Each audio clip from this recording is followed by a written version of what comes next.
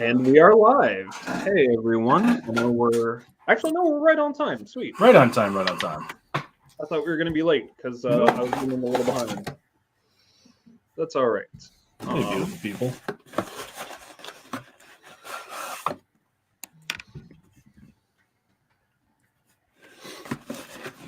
Right. I'm just fishing out my drinks. Yep, take time. And whenever you're ready, family, nice to see ya. Whenever you're ready, I will jump into the prayer. All right. All right.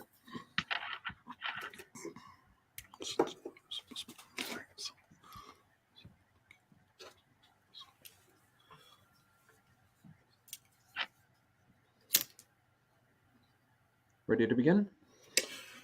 Yep. Just got my little candle lit. Good.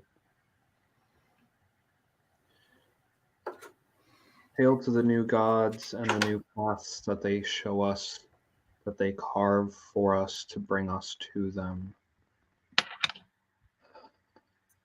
Hail to the ancestors who walked these ways before with their own new gods, who can guide us in these ways down these new trails that they themselves have not been.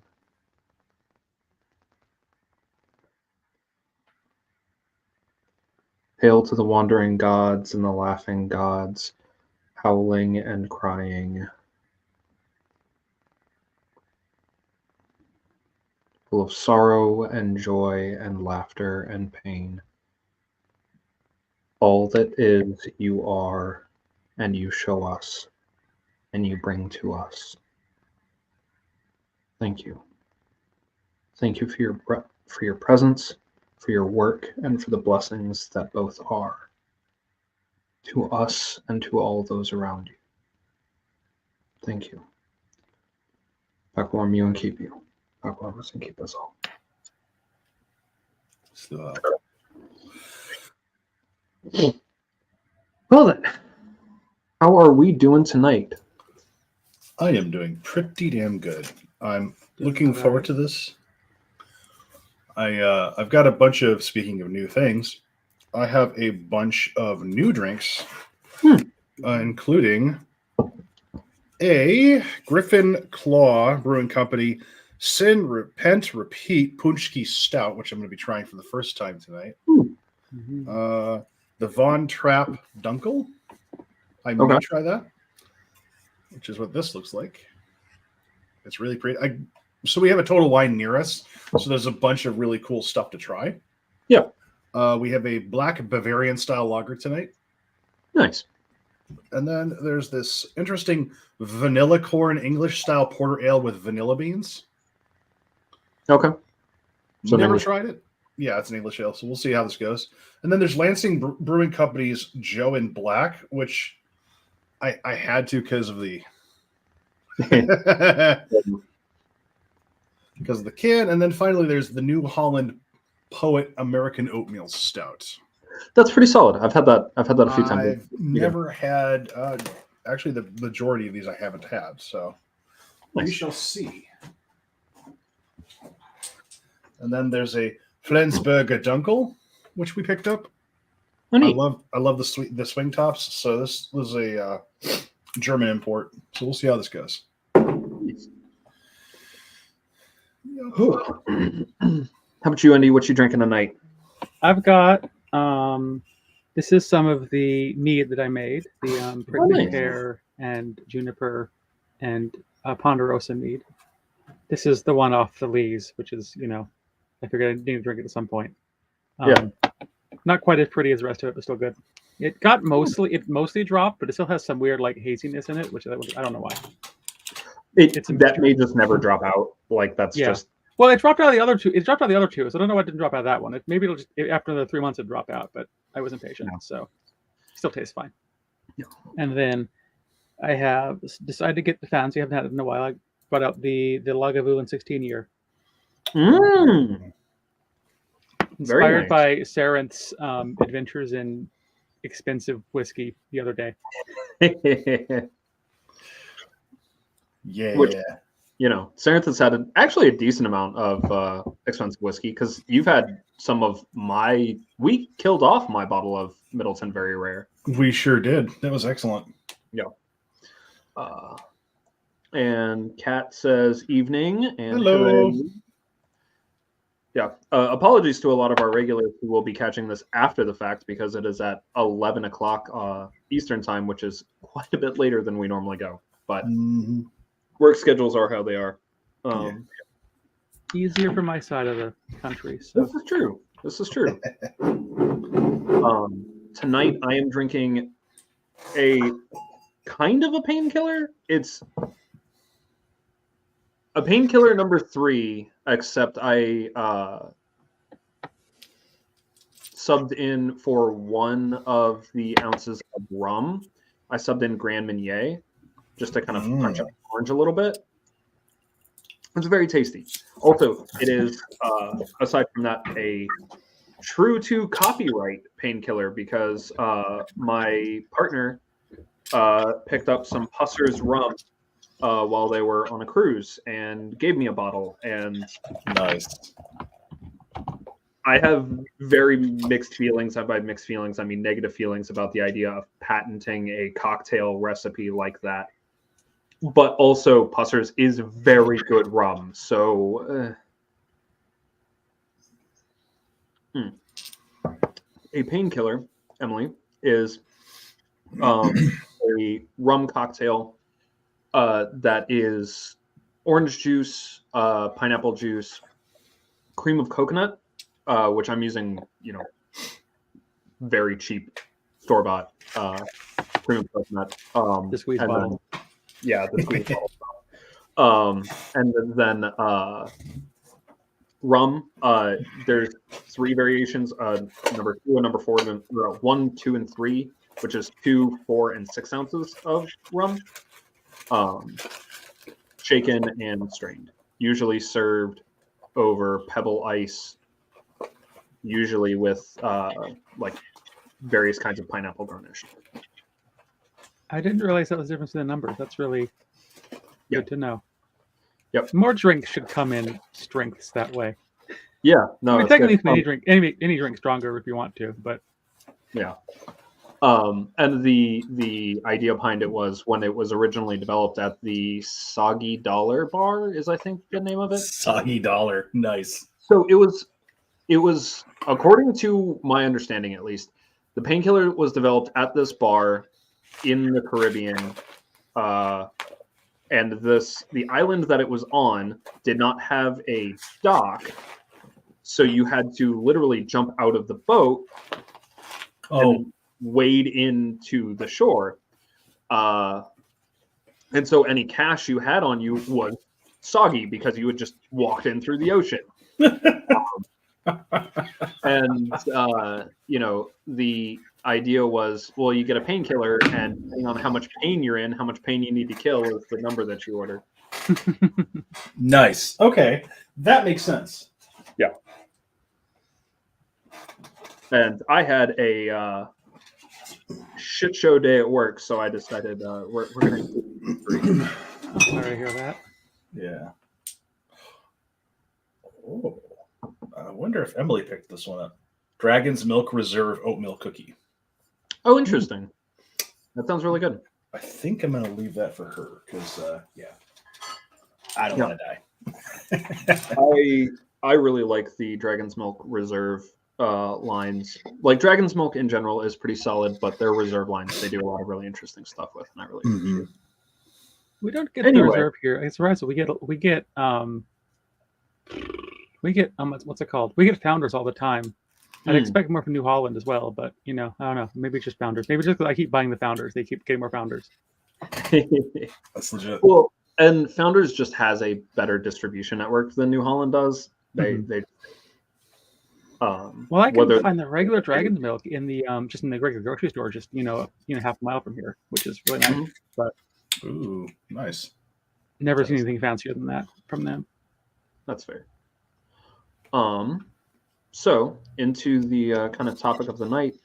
So welcome back, Indy. Do you mind doing a short intro for yourself for for folks who didn't see the last episode with you or just don't remember? Sure. I'm Indy. I'm a Therian spirit worker, I guess I could say. I won't say in training because somebody that ever growled at me. So spirit worker to some degree. I live in Seattle.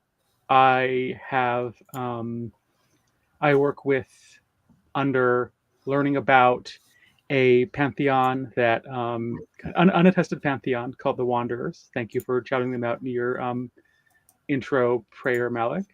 I lead some small rituals for a group here out in our backyard.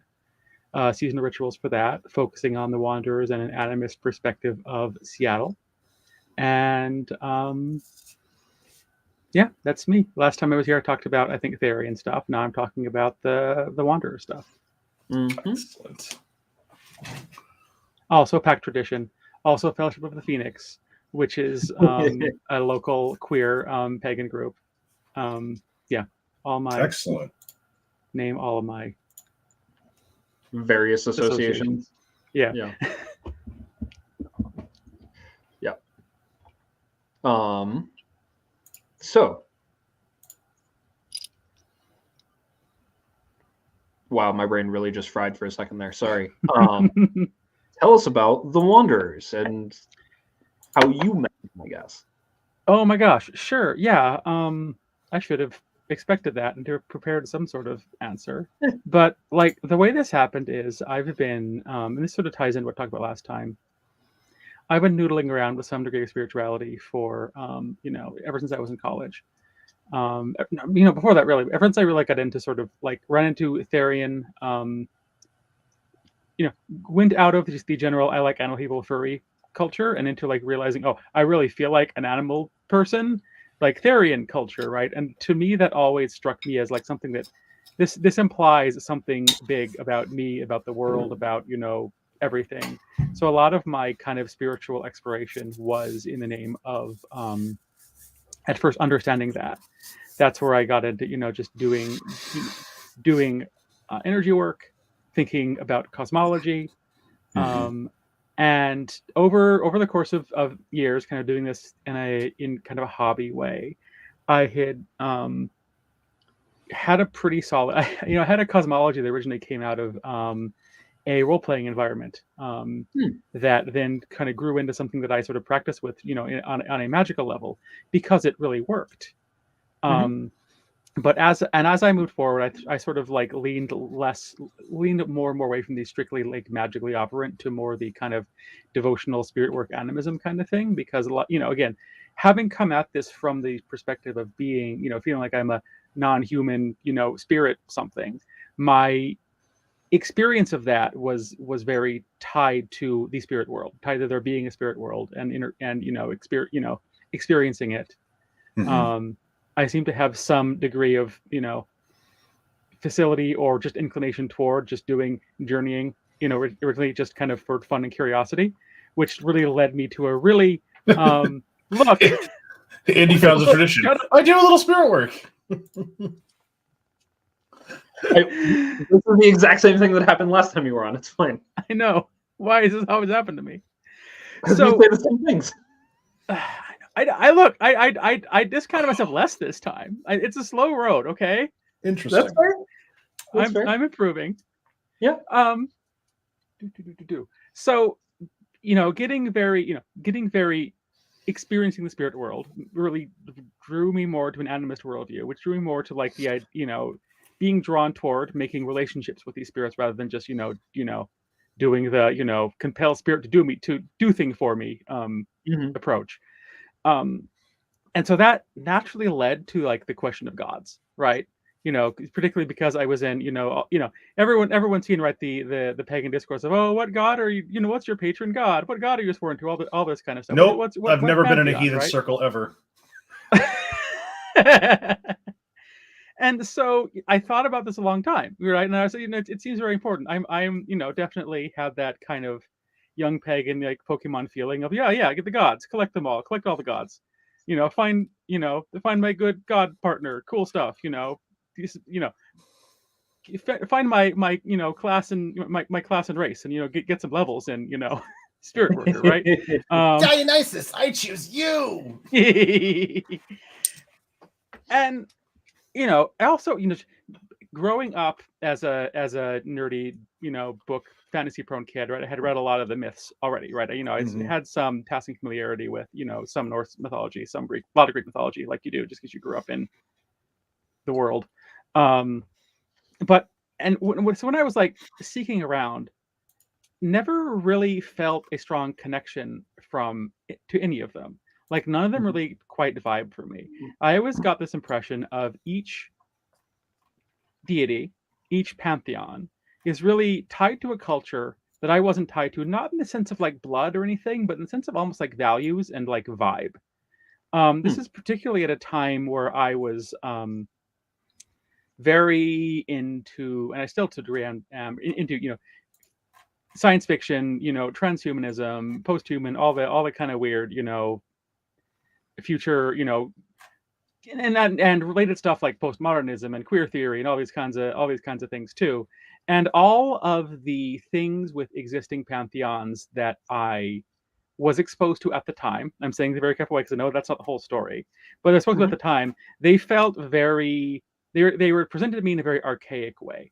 And even the people I knew who were like involved with them approached it in a very kind of reconstructionist, bring back the old times kind of way. And that, I think, contributed to me not connecting with a lot of them very directly, particularly on like a whole pantheon, deep relationship kind of way. And instead, but at the same time, I was having like these experiences with someone, right? With someone and someones. I had this very distinct sense of at first in particular, a particular liminal deity who I sort of hunted around all the literature for like ages, trying to name who it is. Is it Cernunnos? Is it Xochipilli? Is it Manannan? Is it like just go through all the list of kind of liminal deity magic weirdos, right? Right.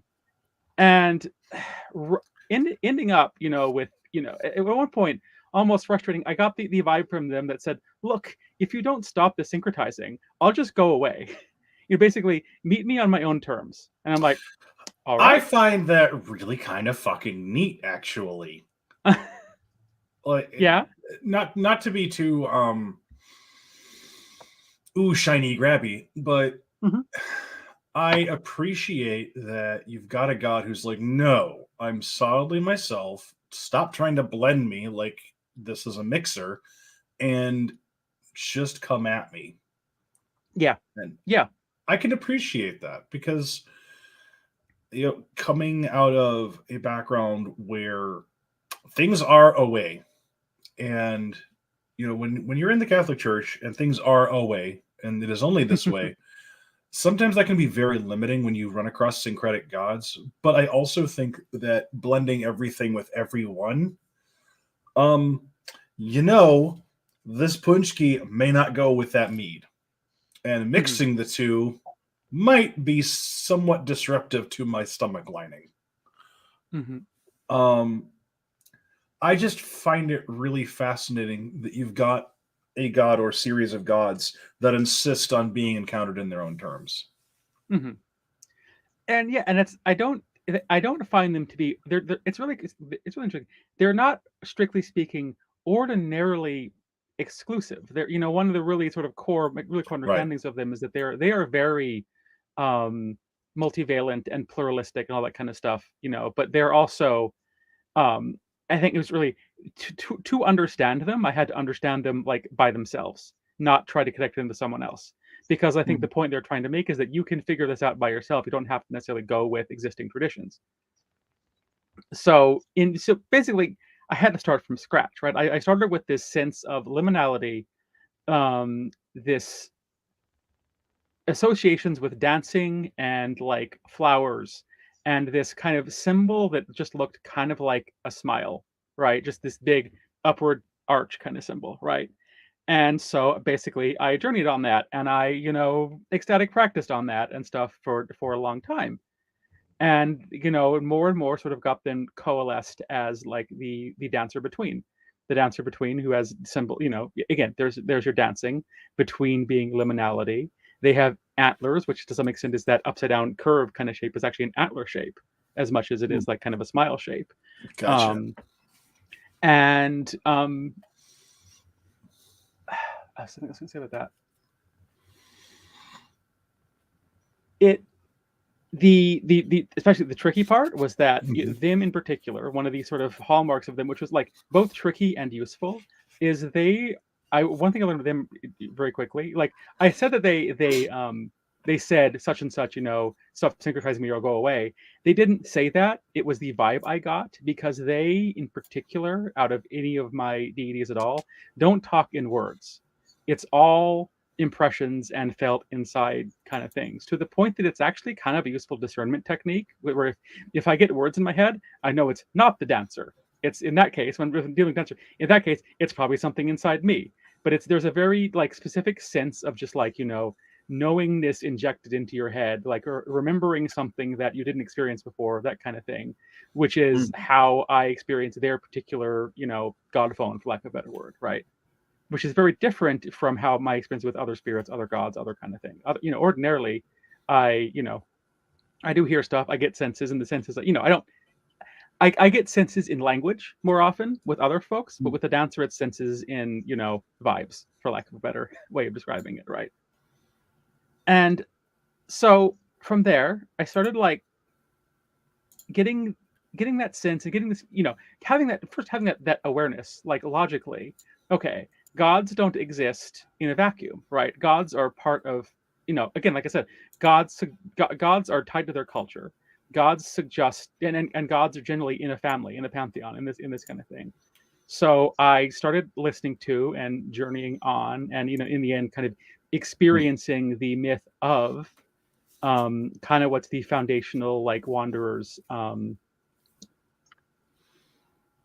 creation myth, sort of, which involved them plural, the dancer and a whole bunch of others, actually being the gods who left other pantheons where they weren't understood, where they weren't accepted, where they were too, queer or strange or whatever else to fit in with other pantheons. Following, like in the imagery, is following the trails of their own like tears rolling down in front of them, until they all gathered at a place together and met each other and saw a bunch of other folks who'd been the same way and form a pantheon together. And that's kind of this central, and that's why they're the wanderers, right? Because they wandered by themselves until they found each other. That makes a lot of sense, actually. I mean, I just have full fucking goosebumps. It's fine. Maybe I'll do that whole story at a ritual sometime. That'd be great. You should, honestly. That'd be fabulous. Not this year, but next year when we do, in 2025, when we do another storytelling ritual, we'll... Are we skipping a year? Yeah. It's a heavy ritual to carry year on year. I bet, yeah. Mm-hmm. That's right. I signed up for doing it with our group this year. Oh, nice. Didn't I? Yeah, remember we talked. Yeah, it sort of came up. Remember, it came up in we were in discussion, and Elio says, "Hey, we could do a storytelling share," and Maleck's like, "Let me tell you about a thing." Yeah. Anyways, so that's and so at this point, I have this sense of, okay, there's other ones there, but now I have the big liminal drag you on journey work deity, again, the liminal deity is the one who introduces you to the other ones. That's kind of one of their roles. Right. Yeah. So I started learning the other ones, and learning the other ones largely through myths. You get a sense, get a story, and start figuring out kind of what the story means, right? I would tend to go in, I wouldn't call it full and automatic writing, but it's kind of like half like journeying and half like, writing the story that's coming to me or getting sent to me as I do it. And, put together, it comes out, there's stories of these 4 individual deities. Sometimes there's a story that it mentions some other dang deity name in passing. Oh, now I have someone else to go and journey on to figure out, okay, cool, fun. And over the course of years, built up from there, right? Built up kind of like right now there are, I want to say, 7 who I have a really good sense for, a few other names that I have less of a good sense for, and this sense that it could be, this is not, this is not the Dodecatheon where there's a, closed set of, specific things. Even that, right? There's other ones as well. There's tons of it's an extended rambling family. There's a whole bunch of like whatever, right? In this case, what's really interesting to me and what really like speaks to me about them is that it is a found family, because most of my experience with other folks, I have really like joyful and lovely experiences with found family for most of my life, and having a pantheon that is likewise entirely like queer found family is really resonant to me and apparently to other people as well. That's excellent. Really quick, I wanted to highlight this question because it came in earlier, but I wanted to find a place to slot it. At Indy, energy work in the clinical manner or the pagan manner? Oh, the pagan manner. Yeah. All just, one of the things about Therian being Therian is one of the exercises you'll try and do is feel your phantom tail, feel your phantom ears, all that kind of stuff, which turns out to be, shape, be aware of your energy body, shape your energy body in these kinds of ways. So yeah, just fun things you accidentally, and one other like Therian friend, ever taught me, basically when I'm just doing like, rave dancing, you're doing this hand thing, try and pass energy through your hands while you're doing that. And it felt really cool. So I was like, I'm going to do that every time I go dancing. Right.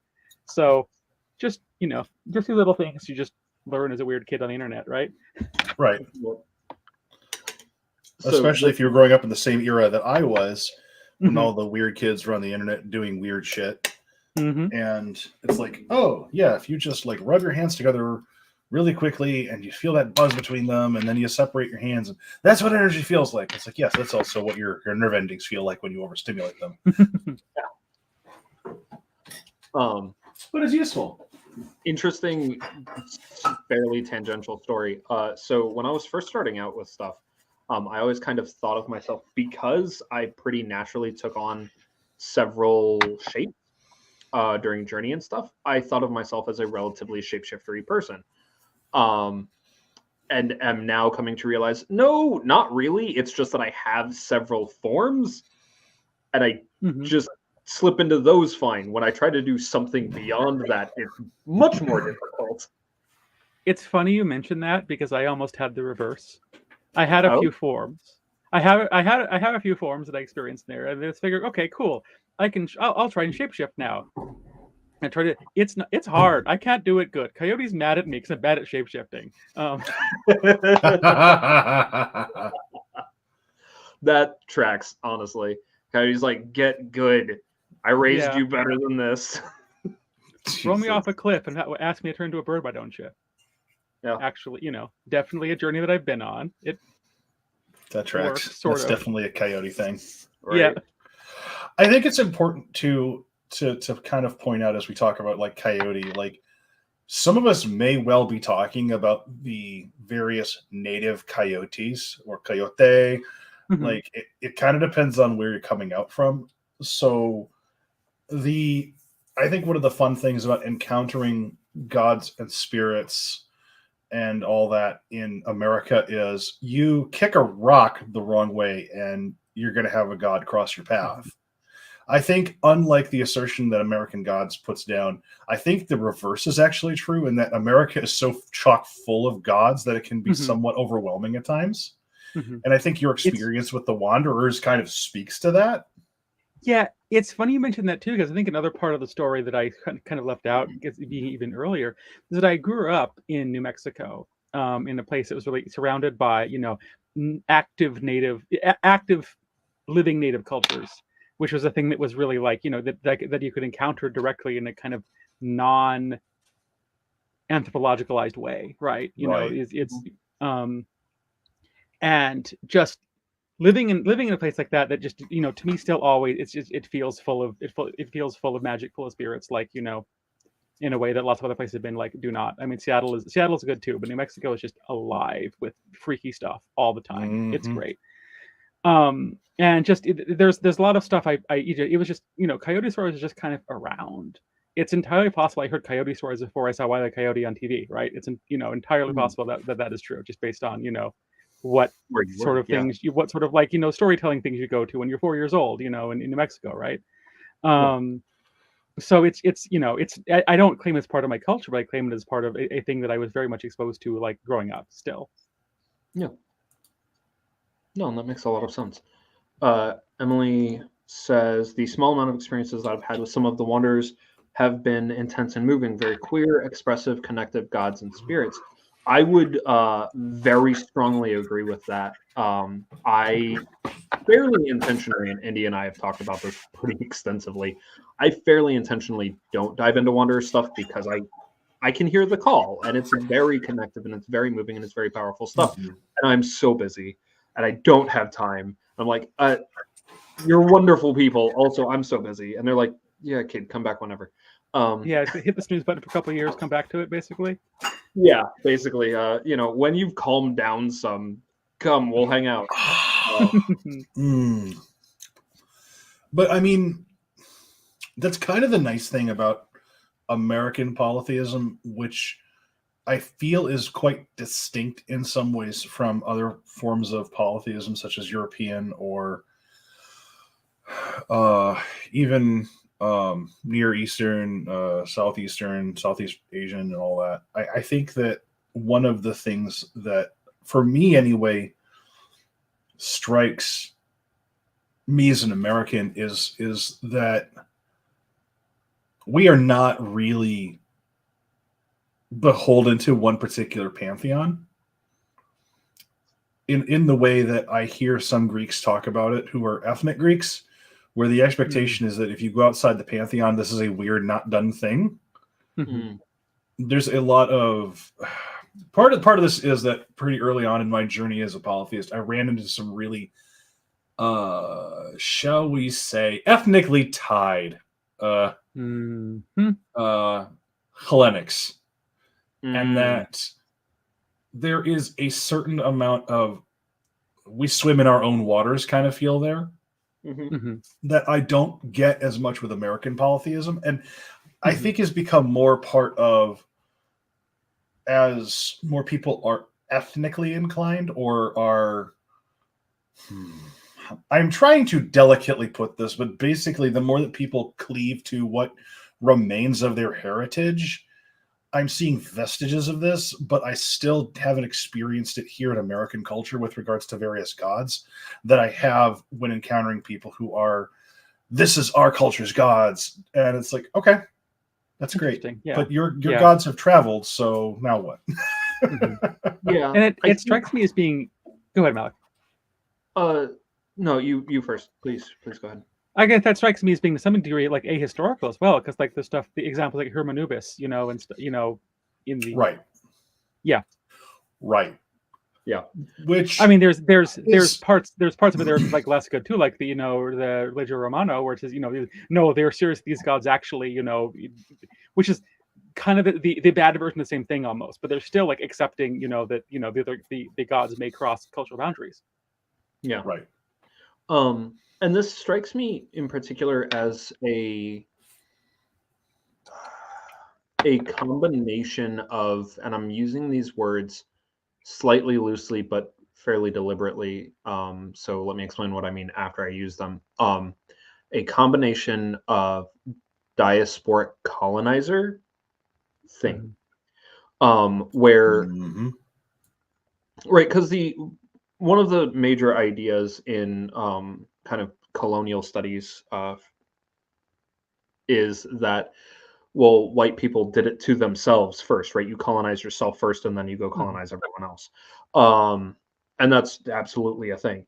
And so in doing that, in kind of stripping out your own gods and your own religio-cultural frameworks, and then going and colonizing somewhere else, well, now are the descendants, which is us, however many generations later, we don't have that kind of cultural and land connection anymore. So there isn't that. I'm fully rambling at this point. apologies, and please cut me off if I'm stopping to make sense. There isn't that kind of direct ancestral tie to a lot of these gods. Mhm. And like you both have mentioned, that can be good, that can be bad, or it can be done in good and bad ways. Mhm. But at the same time, it leads us to this unique place, and also the particular individualism that is American culture right now, and broadly across history, but especially right now, I think, where we in a lot of these cultures that I'm thinking of, uh, there is less choice. When the gods and spirits reach out, they say, okay, you. And that is much less the case in American culture. I find it is more the opposite way, where the practitioner reaches out. Um, Mm-hmm. I think, was thinking, yeah.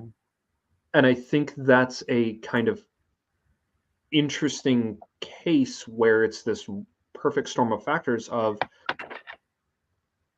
both this diasporic we have lost, and also the colonizer we stripped it from ourselves, and also the American individualist fuck you, I do what I want.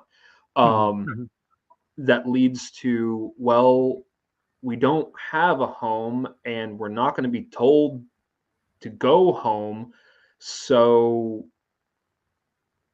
we're kind of free agents to get hit up by whoever and or hit up whoever, Mm-hmm. as long as things vibe. And that can still go very badly. Please don't let me Yeah. take this as like a victimhood thing. That's not what I'm saying.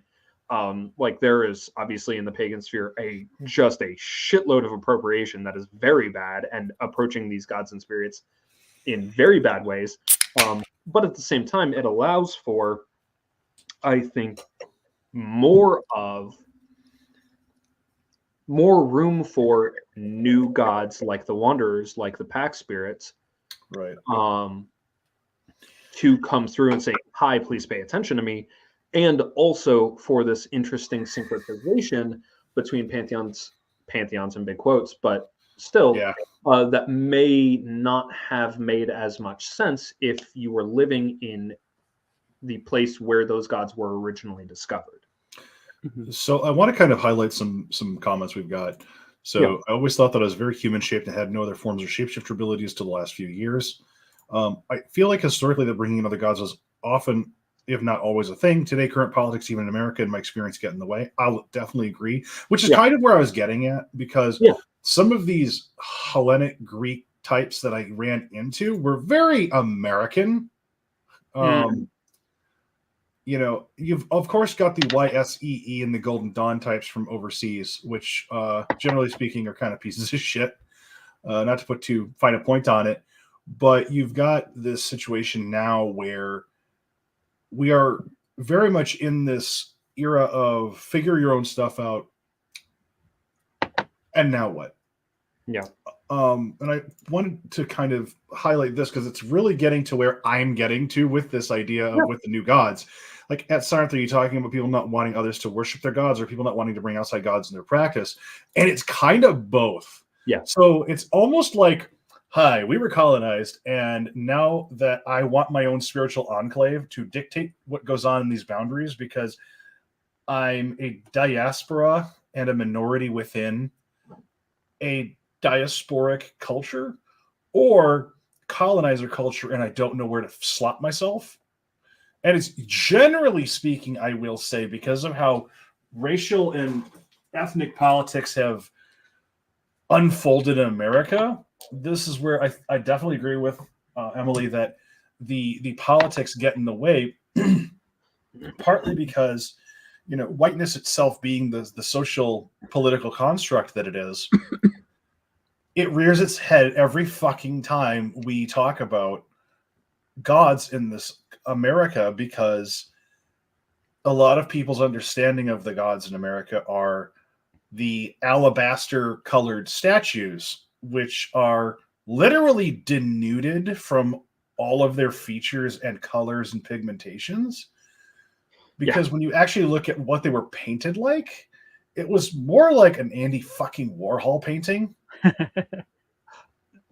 That is slightly up for debate, and you're not wrong, but there are two schools of thought on that. No. The general vibe I get is either they were incredibly hyper realistic or stylized, and it depended on the era and it depended on the painter. For sure. But the point being is that the color has literally been either way. I don't give a shit about the schools of thought. The color has literally been stripped. Yes. There is absolutely the case of like, these pure white statues that we think of as the Greeks. Bullshit. They were painted. They were painted very brightly. Whether it was a better model of thinking about this is probably Hindu gods and the various modalities of painting and representation that they have gone through, because you get some very stylized representations of, I'm going to pick on Ganesh because I was doing prayers to him today. And then you've got very hyper realistic, like if you could envision an elephant god sitting in the room with you, this is what the statue looks like and is painted like.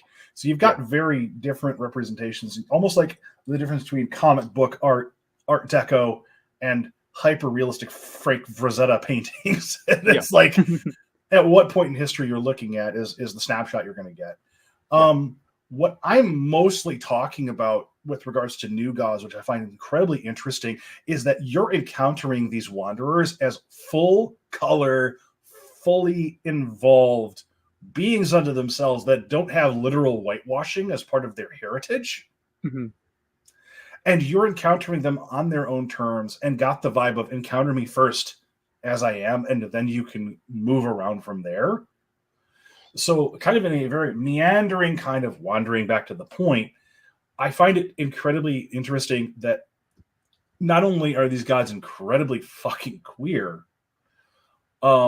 these gods are incredibly themselves in this milieu of different ethnic groups and cultures and ideas kind of melting here, coalescing there. And so I just one of the things that was really fascinating to me reading your stuff, because Emily's got your books and stuff, is how very themselves they are. I'm really glad to hear that. Thank you. Yeah, and it's interesting. Like, I think a lot about the iconography, and I think there's.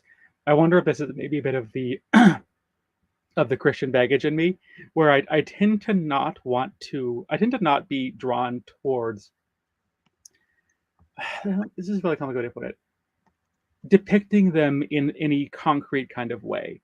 I mean, they have. It's actually really funny to say that because they have definite like ways they like appear. Excuse me.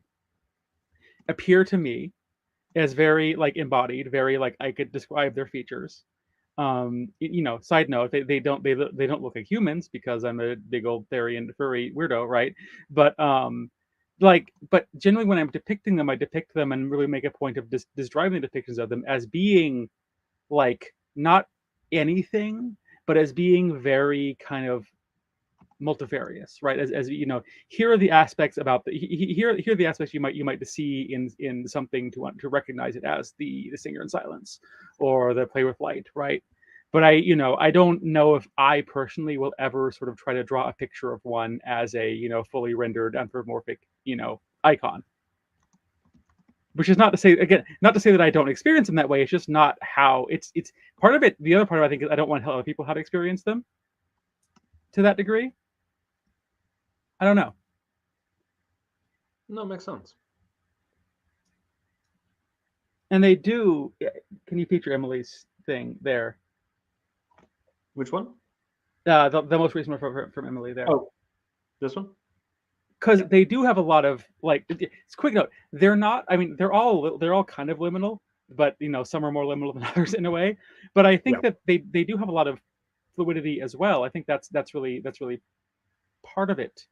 And there was a thing I was going to say that and I forgot what it was. But yeah, they have fluidity. They have, and they're going to definitely appeal to other people more than they, definitely how they do it to me. I think it's one of the things that has appealed to me about a lot of traditions that I hear about. Like a lot of folks, like Sarenth brought this up first. a lot of my, taking polytheism seriously came from American Gods first. And one of the things in American Gods is that there are, different appearances for them based on different contexts.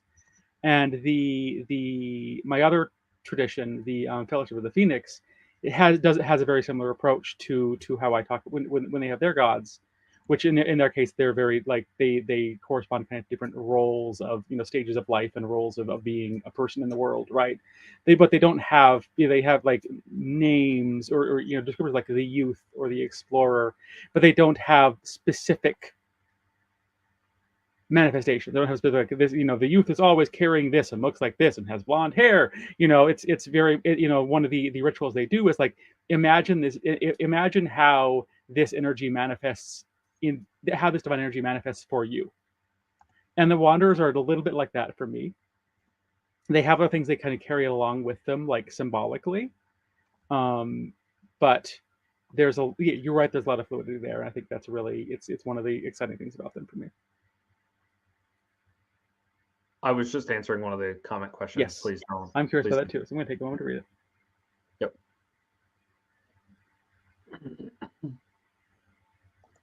Neat. Yeah.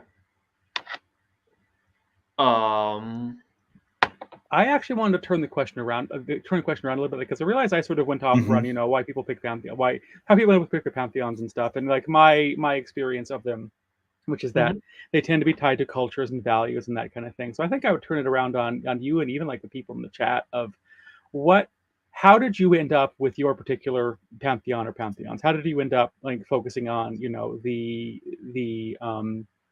Norse pantheons to the degree you do, or the Greek to the extent you do? To what extent is it a pantheon? To what extent was it a particular deity that brought the pantheon with them? And I'm curious because I don't necessarily want to sort of simplify it all to it's all about because I realized the stuff I was saying that they tend to be tied to cultures. It sounds like a little bit of stuff you were saying where that some of that cultural ties are a bit like troubling, and I don't. Right. Yeah, so I'm curious how it happens otherwise, or if it is partly that as well, just in a less troubling way. Maleck, you go first. This takes me a while to answer. So that whole thing where I was just talking about how like it's often the practitioners reaching out versus the gods reaching out to them type thing. It was the complete fucking opposite for me. So like I'm also full of shit. It's fine. I almost made Sarenth do a spit take. That's fabulous. You're welcome.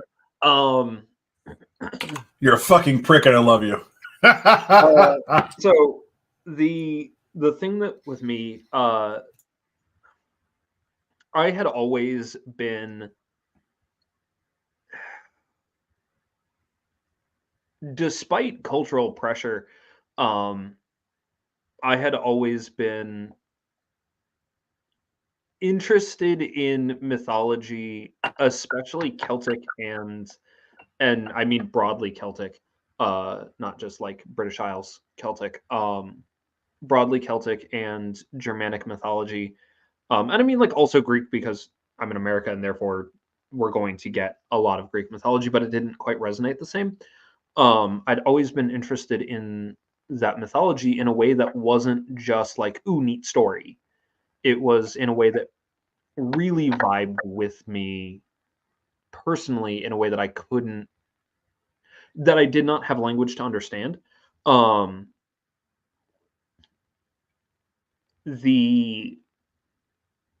then eventually I got introduced through the internet and then through people that I knew personally, through work and stuff, to the idea that paganism was still an extant thing and that I could form these relationships. And basically, as soon as that idea came in, Odin came in, kicked in the door, and said, "Mine." So and that was the thing for a while. And that was kind of my intro. And then Odin said, once I was ready, and I'll give him full credit for that, because at the very beginning I had a taboo that I literally could not even ancestors, I could not speak to any gods or spirits besides him, Loki, Cernunnos, or the being that I understood as Cernunnos, and that was it. And that was because Odin and Loki came as a pair, and then Cernunnos came to me first. And beyond that, nobody. When ancestor offerings were required, Odin made them on my behalf. I didn't talk to him. I didn't do anything. And then eventually, as I kind of matured and everything, and my practice developed, that got lifted, and I was able to make a lot of those other connections, and a lot of it became, a lot of it was,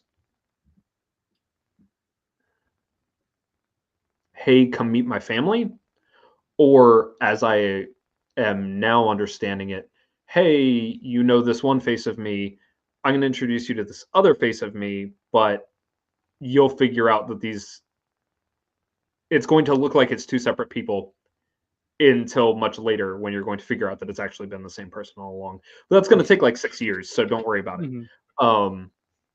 That's roughly how I got introduced to Freyr, who I now understand as the same being as Cernunnos for myself.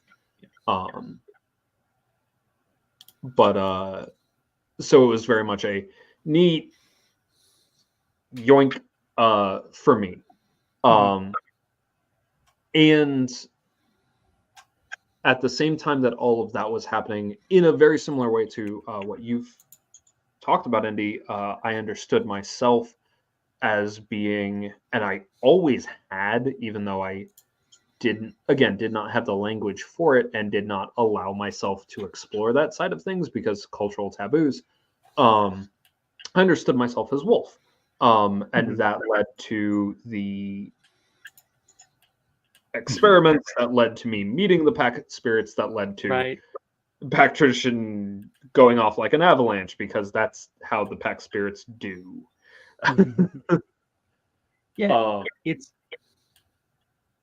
It's interesting because I don't think I really it really put together until Sarah said something, and you said this right now, how much the experience with the dancer is very much kind of someone picked me out and said, hey, I'm paying attention to you, pay attention to me. But now that I look at it, it was kind of that, which is wild to think about it that way. Yeah. They're fortunately fairly gentle about it compared to some Odins I know. Yeah. So, if you don't mind. Yeah, please. Actually, go ahead and finish. I've heard this before. I'm gonna run to the bathroom real quick. I will be back in just a second. Yeah, cool. So my experience with the gods, generally speaking, is the exact opposite of many American pagans, where the gods reached out to me, I didn't reach out to them. This included Brigid. This included Lykios and Lupa.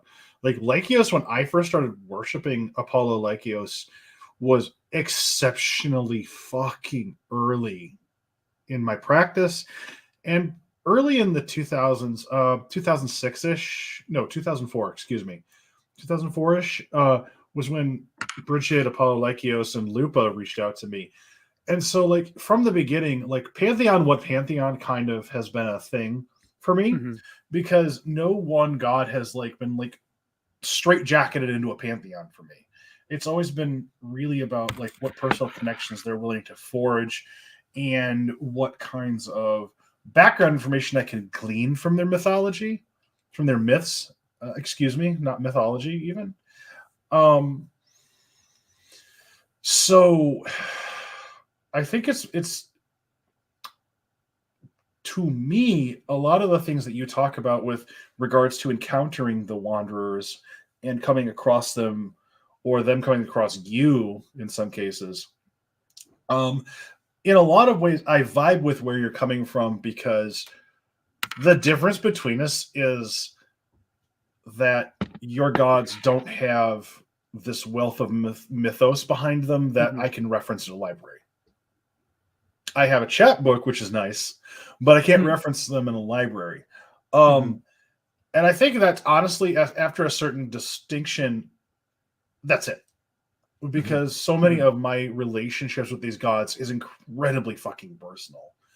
Whether you're talking about Lycios, Lupa, Odin, Frigg, even like my existence with the heathen religion started off as, hey, I'm grabbing you up, you're my son, and for the next couple of years it's just going to be you and the runes and I, and then you can come meet my family. Right. So much of my experience of the heathen gods even is completely fucking counter narrative to everybody that I know. That I identify more with your experience of the Wanderers than I do with most heathens. Yeah. So you're clearly the wrong folks to ask about how people end up with pantheons, right? And whether pantheons, how much pantheons are cultural, how much they are virtues based, right? Or values based, right? The thing with me and pantheons is that pantheons are a loose conglomeration of stories and identities, and that's about it. Right.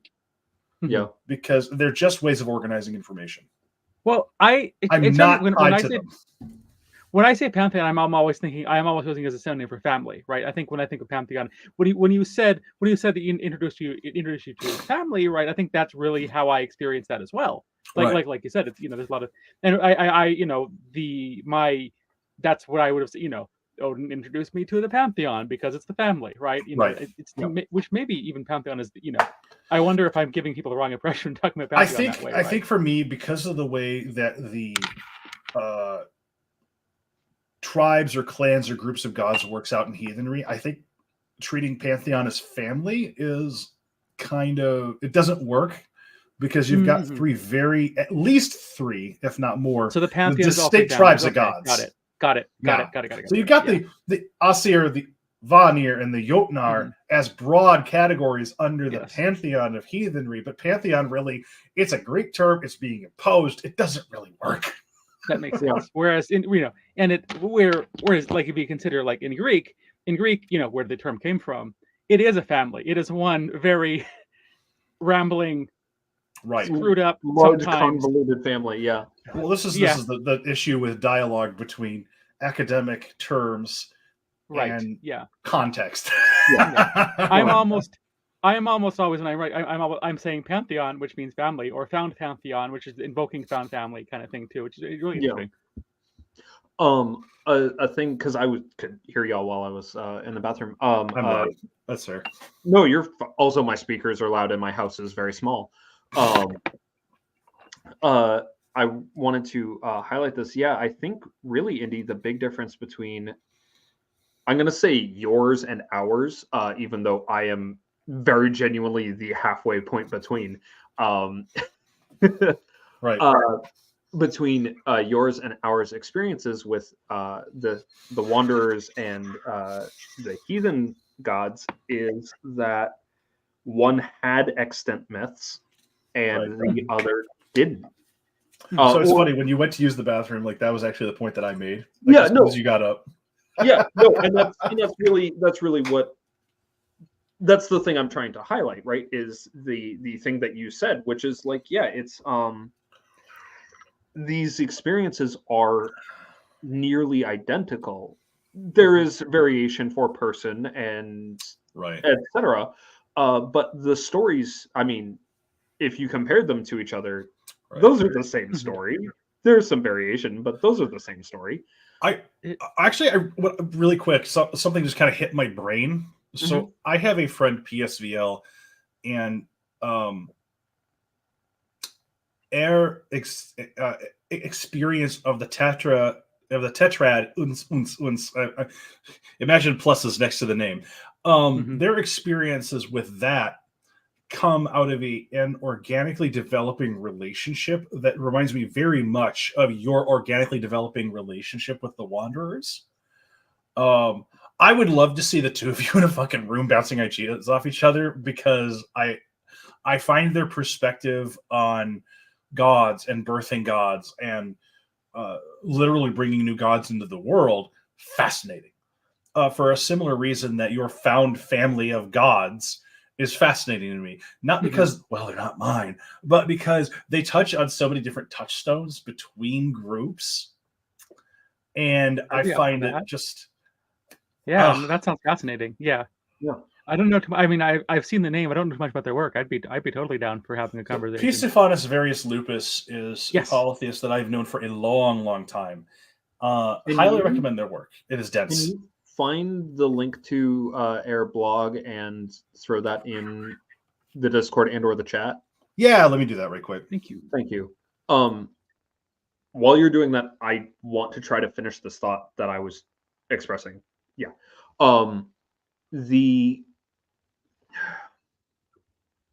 It is very indicative of, honestly, even from like a discernment level, not that I am in any fashion questioning your experiences, because I don't, but it's interesting in a comparative model of like, yes, I recognize the divinity of your gods because it looks so similar to the divinity of my gods. Does that make sense? Right? Like these experiences of, while there is variation for both individual and the individuality of the gods themselves, both practitioner and the gods, it is still and those differences make a lot, those differences matter. But there is a through line that allows for comparison that is very interesting to me and speaks to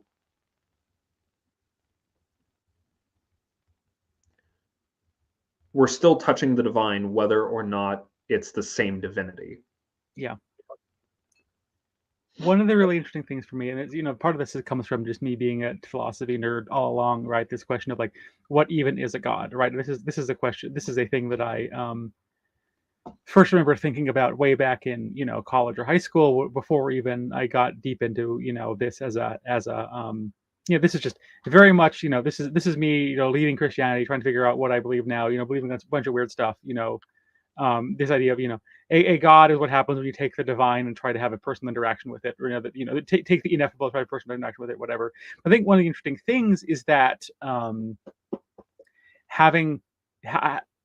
fact that there's no attestations, none of this kind of stuff here, kind of have forced me to like have a good answer for like what makes a spirit a god, what is a spirit to begin with, all of those kinds of things. It has forced me to have the big theology questions, like to think deeply into them as well. What even animism mean, right? It's I don't get it handed to me, which is a lot more work. But as someone who also enjoyed deriving math from first principles, I guess I'm good with that, right? Yeah, no, and that's legit. And also, thanks for the homework. Now I need to start writing shit up for pack stuff on the. I kind of appreciate this. And Sarenth, heathen reason of family, it's a campground. Kinda, yeah. Yeah. Yeah, you're not wrong. Also, this is so not me, but yay, math, says Emily. No, so here's the thing. That's just because you haven't met the right math yet. Oh my fucking gods, really? Yes, no, very legitimately. Because I also thought that I hated math for the longest time, and then I met calculus, and calculus is wonderful. And actually, so is most genuinely really advanced math is fabulous. I love it. I'm not great at it because I don't sit down and practice. But like, advanced math is genuinely fabulous. Advanced trigonometry are wonderful. Total tangent. Are you familiar with the YouTube channel 3 Blue 1 Brown? No, I do not. I would look at that if you want to like have math explained to you in a whole different way. It's a very kind of visual, like ground up visual version talking about it. Like honestly, I didn't struggle with math in school, but I found that I was learning math in spite of the teachers rather than because of the teachers. Yeah. And like this guy talks about math the way that my brain thinks about math. Nice. And it's really super exciting to me. That's 3 Blue 1 Brown.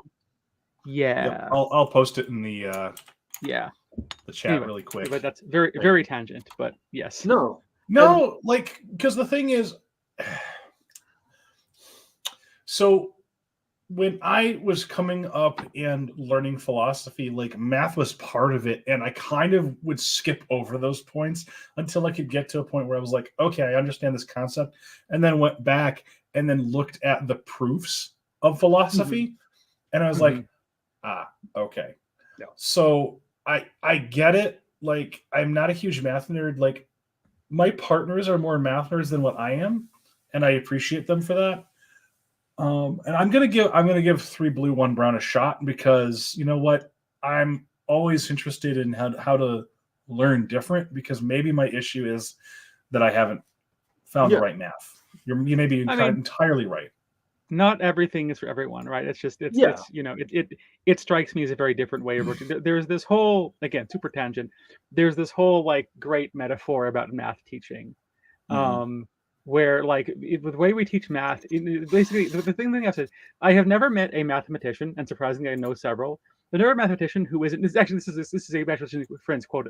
This is a quote from a mathematician friend of mine who said, "I have never met a mathematician who's not constantly incandescently angry about how math is taught in the modern school systems." There's this extended metaphor. Who are also that way.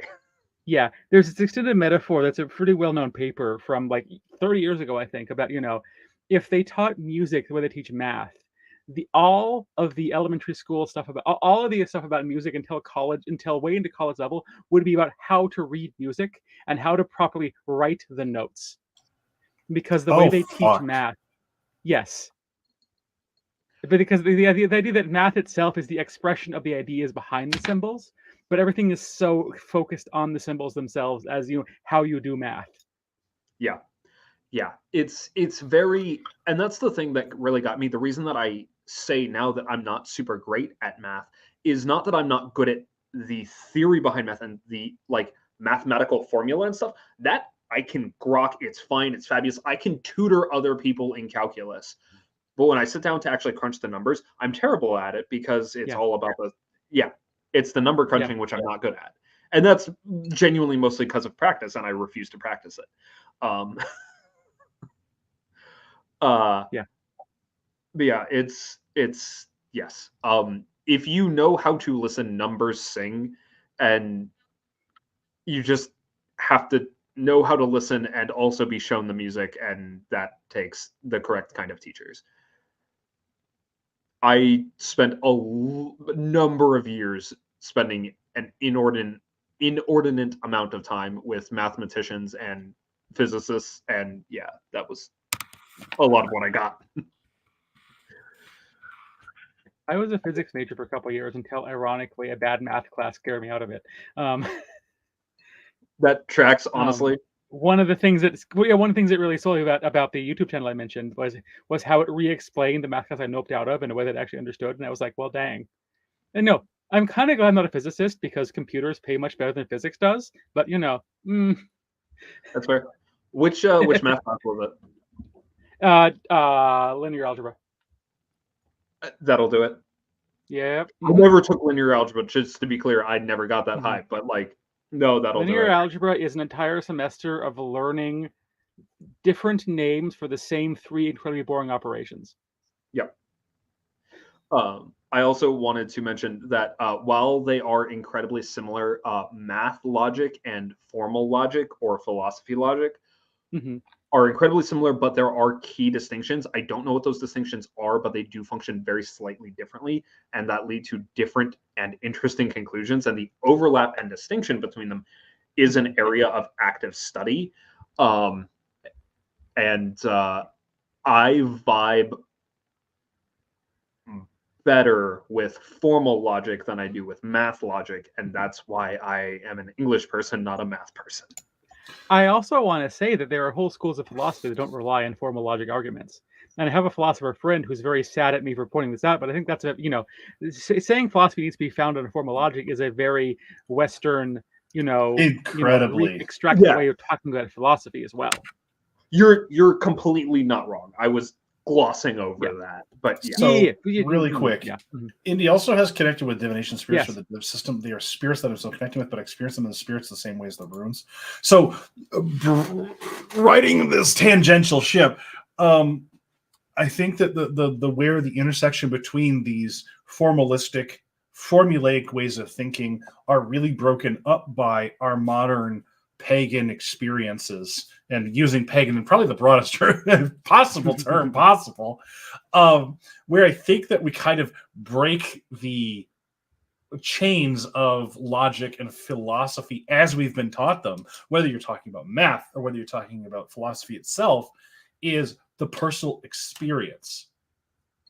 Mm-hmm. So I think that given what you've talked about, the 3 brown, 1 blue, and the different ways of looking at mathematics, the problem is not the subject. The problem is how we're teaching it and how we're experiencing it. Yeah. And I very much feel the same way about the runes, right? Ooh, so cool. So kind of leapfrogging off of Emily's point about the divination spirits for the div system you've got, I very much feel that the part of the formal logic that is straitjacketing people, and I will recommend people read the rune poems. The problem is that people stop there. This is what I thought you were going with it. Yeah, exactly. I expect you going with it. Yeah, that is that it's not just picking which part of the rune poem is applicable to this reading, right? It's about connecting with the spirit that the rune poem is expressing. Right. Yeah. So very much so in the same way that formal logic is the end point for most people's forays into philosophy. Mm-hmm. Is it? Yes. Have you ever sat in an intro to philosophy course? Oh yeah. No. Yeah. You're right. You're right. Yeah. It's a bummer. Their interest and their ideas of philosophy begin and end in the intro to philosophy course, and you're lucky if you actually get them out of Greek thought. Well, it's because, yeah, exactly. It's because philosophy is taught the same way everything else is. Like, we start in the past with the first thing this came from. That's obviously the most important thing is to talk about Plato for 3 goddamn weeks, and then Aristotle for another 3 weeks. And then Plato for only 3 weeks. We did like a month and a half. Yeah, but you know what I mean. Yeah. Yeah. No, I know. Not my hatred of Platonism coming up. It's fine. Also, the extreme parallels between Platonic thought and Pack tradition stuff drive me up a goddamn wall. Which is hilarious because I know how you feel about Platonism. Right, there are parallels there that are very interesting and very apparent, and also it makes me want to puke. Yeah, as a recovering Platonist myself, yeah. I had the interesting fortune of taking my first philosophy class the same few months when The Matrix came out. So there was some Platonism in there, a lot. I get you. I had a teacher who taught history through classical philosophy. It was the only history class I enjoyed. Sometimes it is not the fucking subject, it's how it's taught. So if you teach me philosophy through history, or if you teach me math through applied science, I am much more likely to grok it because I can see there's a fucking point as opposed to abstract concepts I'm supposed to remember the proofs to. If I can see how to apply it, like geometry I was amazing in, which is hilarious because my spatial reasoning isn't the greatest. But I can apply, okay, we are trying to find the shadow of the building so we know where the shadow falls. Yeah. I can grok that much easier than X equals Y plus B. Yeah. That means fuck all to me. Because part of it is because it's abstract reasoning and I have a hard time with that. I need something concrete to sink my teeth into. And whether that's my neurodivergence talking or whether that's just the, what? I don't understand this concept yet is, up to you. Because I can understand really abstract, complex philosophy thought or religious thought, but it just completely falls away when it comes to shit with math. Mm-hmm. Some of that I wonder is if the philosophy thought or religious thought, it connects. You can see how it connects to your life almost, right? The philosophy is about, and the religion thought it's about how to sort of behave. Math is a bit, not behave, how to experience the world, maybe even. And math is a little bit more divorced from that. Oh, that's a really good question, Emily. Yes. I'm curious if Indy went looking for the div spirits or how those encounters came about. Oh my gosh, I have to think about this. Can you explain? Yeah, the div stuff was a pandemic project, so that's the ultimate answer. Can you explain what the div system is in ways that you can, and then dig into it? So the div system is called the Antler Tines. It's something that is in its general shape. It is similar to runes or Ogham in that it is like a set of, in this case, 27 different symbols, which each correspond to kind of a knot of meanings. I like that. A knot of meanings. No, yeah. I really like that. I'm going to steal that. Thank you. Sure. Please do. And it came from like to some extent it came from just very bluntly feeling like I needed a div system because things were weird. And I had some experience with runes. I had some experience with OM, and I sort of started to ask myself, and the really interesting about both of those is they really speak a lot to the world that they're from. Runes talk about, ice and thorns and a yew tree and harvesting and all this kind of stuff that's very, grounded in its world. And Oem talks about, rags and gardens and these things that are very, both of them are, both of them were an alphabet used. They were a list of things used to teach an alphabet, right? So they were sort of in the same way that A is for apple, B is for bear, right? They were sort of like it came from the culture that they were in. Right. And I wondered what that looked like in the Wanderer's context. The Wanderer's context, like itself, if it's, there's a whole, like we haven't touched on this, there's kind of a whole nebulous world building project around the Wanderers as well. This idea of the, the kind of the place they're from, the place they founded. Like, when I do journeys there and I talk about the myths there's a very specific kind of environment and context that's in my head, which is actually, maybe unsurprisingly, tied pretty closely to the kind of place where I grew up. It's kind of lush desert. If that sounds like an oxymoron, then you've never been to Santa Fe, right? It's desert but not sand, right? It's desert with rivers running through it, and there's like life right by the rivers, and then you go further rivers, there's like less, there's like stuff gets scrubbier and scrubbier and weirder. And this question of like, what would a divination system look like in the Wanderers kind of context? Maleck, what?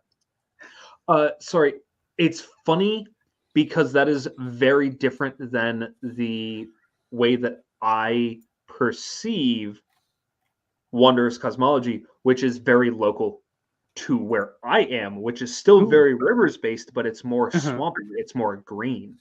Interesting. Because I live in Michigan, where it is swampy and green everywhere. It is either forest, farmland, or swampy green rivers and lakes. Yeah, and take your pick. I get more of the rivers and Greenland than I do. But I see what you're saying. I definitely, that is fascinating. I'm glad to hear that because I definitely have these worries, right, that it connects too much to the, that place that other people wouldn't connect to it. So I'm really glad to hear that. I mean, there are stories in the book that specifically correspond to desert. There are stories that only make sense in the desert, Sure. But there are things in the divination system that are very tied to the desert, like fruit being exactly what it is tied to it being a cactus fruit which has thorns on it, for instance. Jumping ahead a little bit of what with the stuff. But yeah, I'm really glad that it's still kind of a universal experience in the same sense that I don't have to have experienced a plant with thorns on it to understand that the sharp things are bad. And both honestly both Oem and runes have a sharp things are bad kind of Right. symbol to them, right? Yeah. So thing. Yeah. It's one of the things that I love about our modern cosmopolitan kind of society is that you can get very different lessons from the same thing, despite this thing saying this is about blah, and then you relate it to your local environment in a way that is like, yes, this is about thorns, but my experience of thorns is a difference between the rose, the blackberry, right? Well, and sorry, I just one more tangent on this. If you were Sarenth, if you were using the runes for a yes, no, right, Thurisaz pops up. What is that? Depends. In general, yes. In general, here's the thing. It's a yes with a caveat of watch your ass. Interesting. If it's upright. So this is the difference between myself and a lot of readers, right? So I read reverse. Yeah. So I read Merkstave and Bjartstave. So dark and bright. I read them both. And usually if I get a yes, it's with this big fucking caveat behind it going, watch your ass. See, and that's funny because for most people, Thurisaz is a pretty hard no. Right. And it's not for me. And that's interesting. And I know why. And I should have not actually asked you that particular question. No, I'm not the one to ask that. You should have said Hagalaz. I would have been like, yeah, generally speaking, that's a no. Yeah, and that's the other often no for me. But for me, Thurisaz is a no if I'm reading for someone else, but if I'm reading for myself, it's actually usually a yes because one of the lines in one of the poems for Thurisaz is "and husband of the giantess," Right. which is me. Which is why I also interpret it as a yes. Yeah. I'm exactly the wrong fucking person to ask. Right, no, and I should have thought that through a little more, but anyway. It's even there. I think that's really interesting that you bring that up because I am not the rune in the house. That's Alana, but I think what you say about like Thurisaz versus Hagalaz is like very resonates there too. Because like if Thurisaz comes up for a weekly reading, it's like, oh well, things might be annoying, but Hagalaz comes up, it's like, buckle up. Yep. Hagalaz comes up, and it's all shit's about to break loose. Just find your ground. And maybe this is a better example, a better question. Like when Iwaz shows up, how do you read Iwaz? This is a really neat way of understanding Hagalaz. Just for Hagalaz, sideways is yes for me, a sled over the ice and snow. That's interesting. I love that. Also, that's cool. Indy, can you spell the rune that you're talking about? Because people pronounce the one that looks like an M? No, the other one. Oh, the one that looks like an S. The zigzaggy one, yes. Yeah, okay. Oh, Suilo. Okay. No, the other one. U-tree, not horse. Yes. And no, I have to ask that because people pronounce Avaz and Ivaz very similarly, and I know what I'm doing here. I know, but I want to be extra sure. So I hear zigzagging, and I think Suilo. My bad. Yep. They're both zigzags. They're different zigzags. Yeah. So for me, my associations with Ivaz are very particular because for me, Ivaz is Ungarbotha's rune. Oh, neat. So that is for me strong. Yes, it is shamanic in big air quotes initiation. So it is death and rebirth initiation or deep spirit work initiation. It is Ungarbotha. It is a strong yes. It is deep magic. It is. It's the fucking U-tree, man. Like. Yep. Yeah, it is. There's so many associations I have with that. Right. It is Yggdrasil, but in the sense of initiation and mystery for me, rather than cosmology. For me, it's the hanging tree more so than Yggdrasil for me because I understand Yggdrasil mostly through the lens of an ash tree, but I sometimes get Yggdrasil at the same time, so I get it. But the reason I asked that, go ahead. I was just going to say, for me, Ivaz is the deep magic rune. Yeah. The reason Aslan's growling in the background. Don't call deep magic to me. When you see lots of kind of Rune 101 kind of stuff, like Ivaz, and lots of them will sort of connect to the tarot, this kind of thing. Ivaz is like the transformation, and it could be rough, the a little bit death, a little bit tower, kind of again another kind of buckle up kind of rune.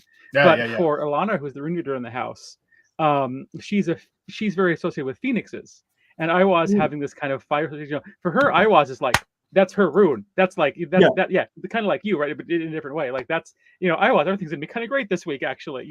Great in a transformative way, but that can be good. No, that totally jives.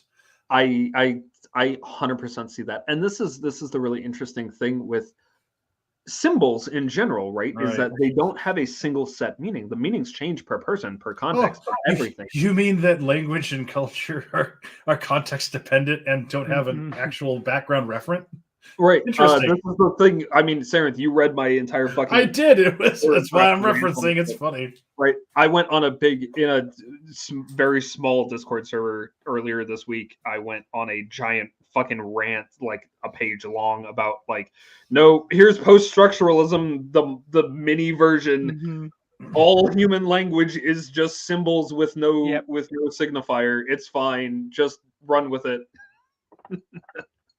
And so with the Antler Tines, right? So it came from the kind of that question, and then it went kind of where it kind of goes, which is to the journey work myth mines, right? Where you get this get this kind of sense of a story of them going on the Wanderers go, getting this question of basically people saying one of the things that keeps coming up with the Wanderers is something that comes up, I think, for me a lot in talking to people I know personally, like physically here, of like why should I religion was bad to me, why should I spirituality, having a lot of that baggage. And so when we questions, there's this theme that seems to come up in the Wanderer stuff a lot of like gods learning to be people, but also people learning to meet to what gods actually means. But gods learning to sort of interact. And this was in some of the stories that I shared at Glowtide as well, right? Of like, they need to sort of, it involves interacting with people on a person to person way, not just being a god and saying thou shalt. Which is, I think, a lot of people's, in Christian culture experience with deity. And so one of the thing that was hit upon in the story about the Antlertines was the people say, but people like the gods like, how do we know that you're right? And the gods going, well, shoot, how do we know that we're right? There has to be something else out there besides us, right? And going on kind of one, big ordeal quest to go and find, meaning beyond the sky, right? And that's and the Atlertines being some of the many divinations, one of the many sort of meanings and concepts that fell out when they sort of tried to look beyond what they understood otherwise. And then, from that, I started, just very hurriedly scribbling down any symbols that popped into my head, again, in the middle of like, journey stuff, sitting at the kitchen table doing like, frantically saying, this is kind of a fruit. Okay, this is kind of, a howl. I guess this is an antler, this kind of, some of it, came directly from the stories. Some of it came from other stuff, some of it was just like, okay, I guess this could mean this. I wrote down, 3 meanings for something I thought this might mean, and I was wrong a lot of the time. Like clouds are not imagination and just general tarot air stuff. Clouds are like, rough weather and bad rain weather and all that, almost all the time. I don't want to see the clouds in the reading. You mean you can't abstract this to fucking back? Why not? That is very funny. And like, yes, ROFL. No, and there's a thing. The why should I religion question seems very similar to the why should I family question. Positive interactions and support are possible when you get to choose who is invited, i.e. Yes. There is also, and forgive me, I'm frankly a little drunk. I've had almost 6 ounces of liquor at this point, and I haven't had dinner yet. Don't worry. There is this thing, and this is tying back to something you mentioned earlier about creation stories being kind of creation stories, where not all creation myths actually involve cosmogenesis. They often are more about founding order, or yes. Right, yes. The creation myth or the foundation myth of this people or this cosmology, whether or not it is the world at large, is not necessarily important. And that the Antlertine story, which I have read and is beautiful, and particularly the question of the gods saying, but how do I know that I'm right, feels very like there's a through line there that I can't quite put into words. A kind of, how do we read reality to make sure that we are in line with it?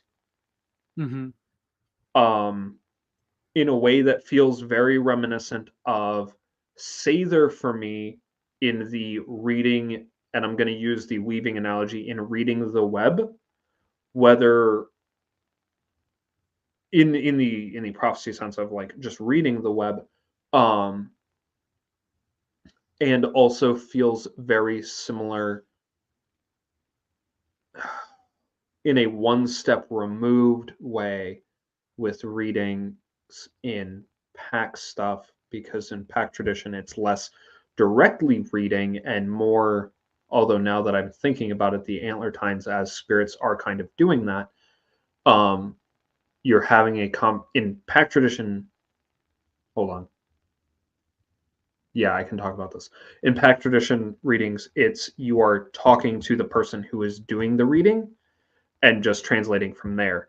Right, like you are, or at least in my experience, you are listening to the spirit who is actually looking at the layout, and then they're telling you what's up. And then you tell whoever is the querent. And So the this is neat because like my consultation with runes is often a lot like this. People are like, "Well, what spreads do you use?" And I'm like, "Motherfucker, the spread isn't going to matter if you're in dialogue." Yeah. Like the spread is there so that your brain can organize the information. The spread's there for you. It's not for the spirit. Like the spirit knows what it's trying to tell you. You need to translate. And that feels very similar to the way, at least my understanding of the Antler Tines is where the Antler Tines as spirits, but then also the Wanderers as those who received the Antler Tines, said, I need to be able to, and this is actually really similar. So one of my understandings of how myth can function is as a model for ritual behavior. So right, like the mythic cycle that I am writing for Freyr, with the 4 myths of him moving through the year, are models for ritual behavior. They are sacrifice in the fall to send to the underworld, and then rebirth in the spring. And at Longest Night, the vigil is to welcome him, to help guide him back up out of the underworld. And then at blah blah blah. Right, there's a whole cycle there that is modeled after the myth. Right, the ritual actions are both replicating and in response to the myth. And in a similar way, I see the Antler Tines myth as the gods receiving the Antler Tines, and also how to use them. What do these mean? Yeah. These aren't just symbols. It is, okay, these are things that we received for a specific purpose because we needed to understand the cosmos at large and how to act best in concert with it. Yeah. Neat. Also, you can use this here. It's dedicant, you can use this. It's very like about how do I get out of my own head? Yeah. Yeah. How do we get out of my own little frame? Yes. Yeah. So I find this really, like, in terms of like let's talk new shit. I find this deeply fascinating because these are organic connections that are filtered through our meat brains experiences, correspondences, etc. So the new shit we're talking is somewhat reliant on the foundation of old shit that we're still working through, etc. I mean, right? It's kind of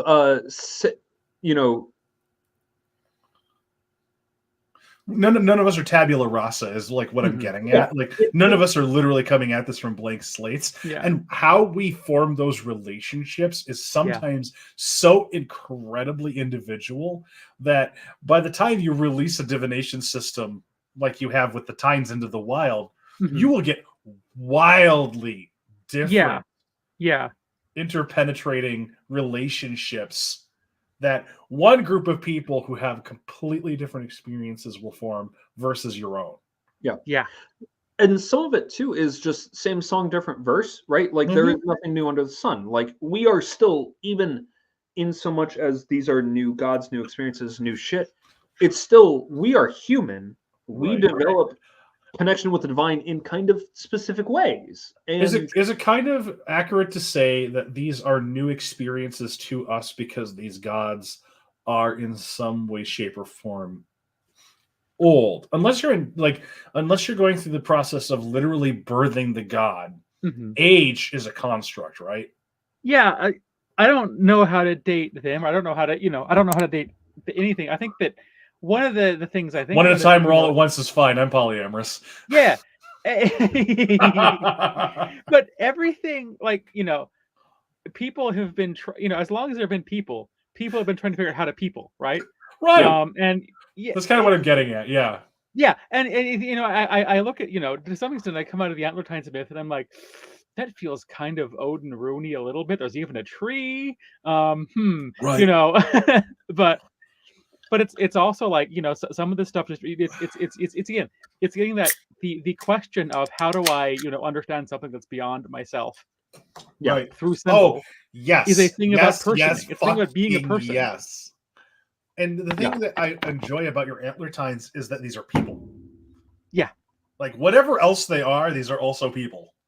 And I do want That's to. because I'm a pickle animist. You know, I can't help it. I cannot help. I can't help it. It's all spirits. Please go ahead, Maleck.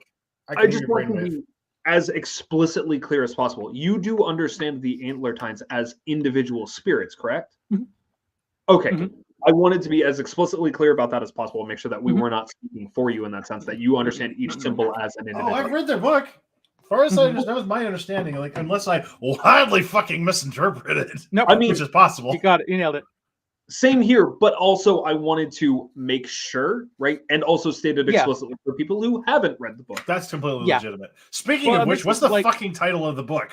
Because we keep talking Prism around Codex. it. Yeah. The what? Sorry. The Prism Codex. Where did I put it? Thank you. I pulled it off the shelf because I figured this would be, you know. I made a book for some reason. Here it is. Yeah, plug your foldables, motherfucker. Yeah, you can find it on, you know, Lulu? what's it called? Lulu. You can get your copy of this thing yourself. And one of the things about this too, and I think that's really important to it, you know, I want to talk about, is that this is spiral bound, so you can tear out pages. This has blanks in it, so you can write in your own stuff, right? Hey, part of this is that it's participatory. That you could throw in the chat. I can definitely. If you don't have it handy, that's fine. I will post it later because that's perfectly fine. Yeah, it won't. I mean, the link won't go through the YouTube anyway. I'll post it later to the Discord. Perfect. Thank you. But yeah, sorry, I did not mean to interrupt. You were saying. But yeah, I think that, you know, just talking about them being spirits. I think I posted this somewhere recently. The fact that, like, I learned OM for a while, and it was sort of clicking more or less, and that it's a divinity system I can use, but it didn't click viscerally for me until I'd read enough about runes to say, okay, what if I looked at these the theta as spirits as well, and suddenly, like, all of a sudden, you know, they show up. Each one has this very distinct personality and, like, you know, feel, like, tactical visual feel to it. Like something, oh, it's just like waiting for me to look at them this way. And so the Antler Times, like, there's no question I'm going to be treating them as spirits, you know, from the very beginning. It's just, maybe it's how my brain works, maybe it's how reality works, right? But it's part of it for me. Yeah. I want to highlight this because it's very true, kind of where I was coming at this too. Similarities across lore is not unusual. It does not negate the reality of each lore. Mm-hmm. Agreed. Yeah. Also, I would really appreciate if you did this, if you put the Lulu link in the Discord, because I put indie and I got a bunch of vegan gay porn coming back at me from Lulu. It's not mine. Which, no shame, I'm just not vegan. You can also post this comment in the video. So yeah, that would be really cool. If you could throw those in the links, that would be amazing. I'll find it. Yeah, I think I can find it right now.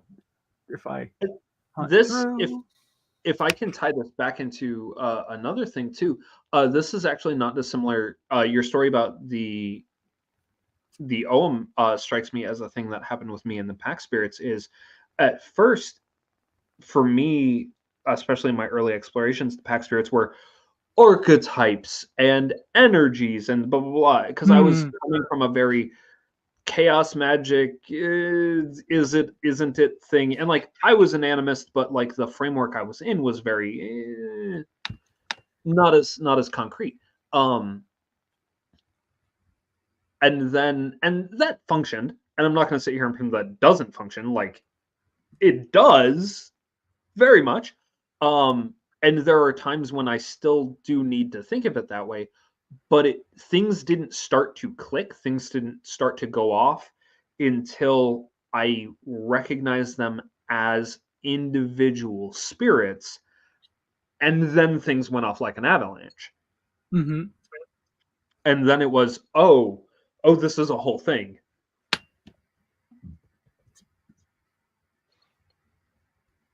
Which is hilarious because my understanding of the Ohms began and stopped when they said, fuck no. Fair enough. For me, I got a big old hand up. This ain't you, Buttercup.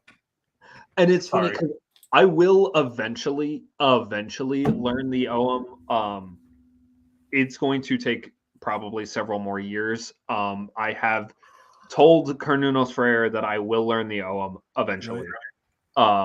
So are you finding a lot of tie between, if you don't mind me just like random asking, are you finding a lot of ties between the Gallo cultures and the Vanir, generally speaking? Because I'm feeling kinship there, but I'm not sure. I'm not ready to make that fucking leap, and it's not mine.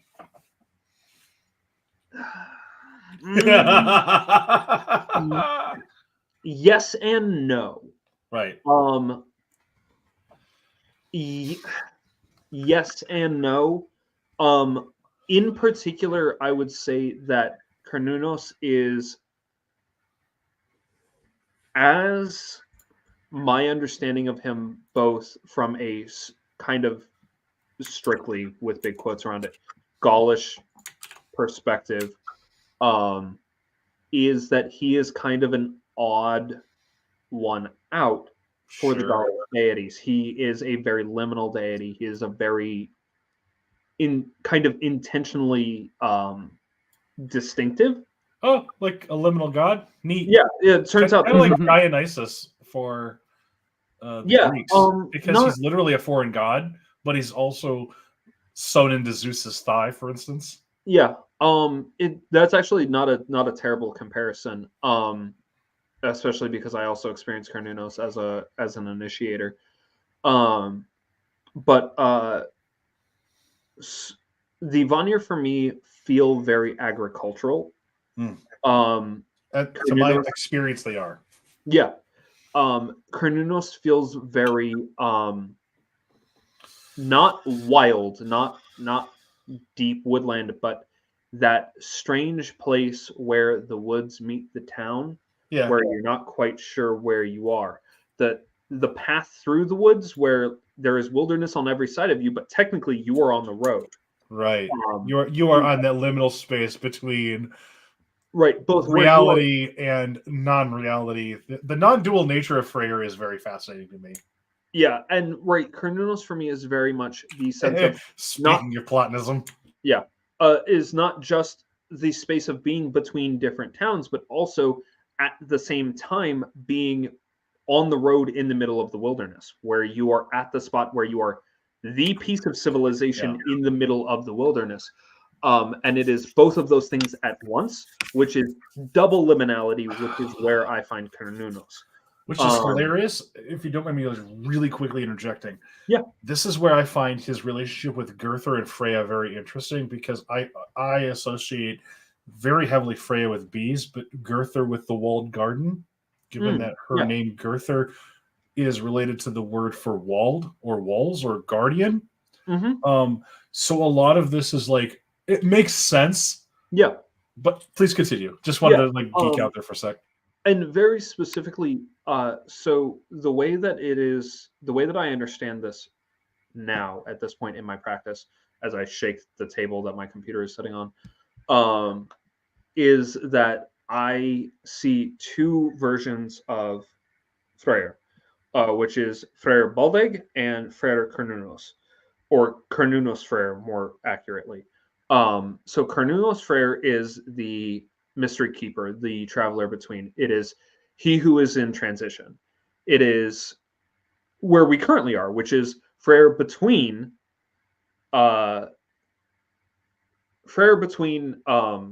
solstice and equinox, where he is at this moment traveling from the underworld up to the world of the living. At the equinox, he transitions to Freyr Baldeg, who is in the summertime, the Sun King. He is Freyr the Shining One. He is Freyr, who is Lord of the World of the Living, Lord of Fertility and things like that. But right now, he is Carnunos Freyr. Right now, he is the Wanderer. He is he who is treading trackless paths. I am feeling such a resonance with Dionysus on this, because I feel like Dionysus has ties to the Vanir as well, through a lot of similar pathways. So Yeah. I'm grokking it from a different angle. Yeah, no, and it makes sense. And it's for me, this is the time of Carnunos Frere, which is it's very mystery. It's very capital M there. It's very transitional, it's very liminal, it's very if you are not it's very Wild Hunt in the sense of if you are not part of the band, stay the fuck away.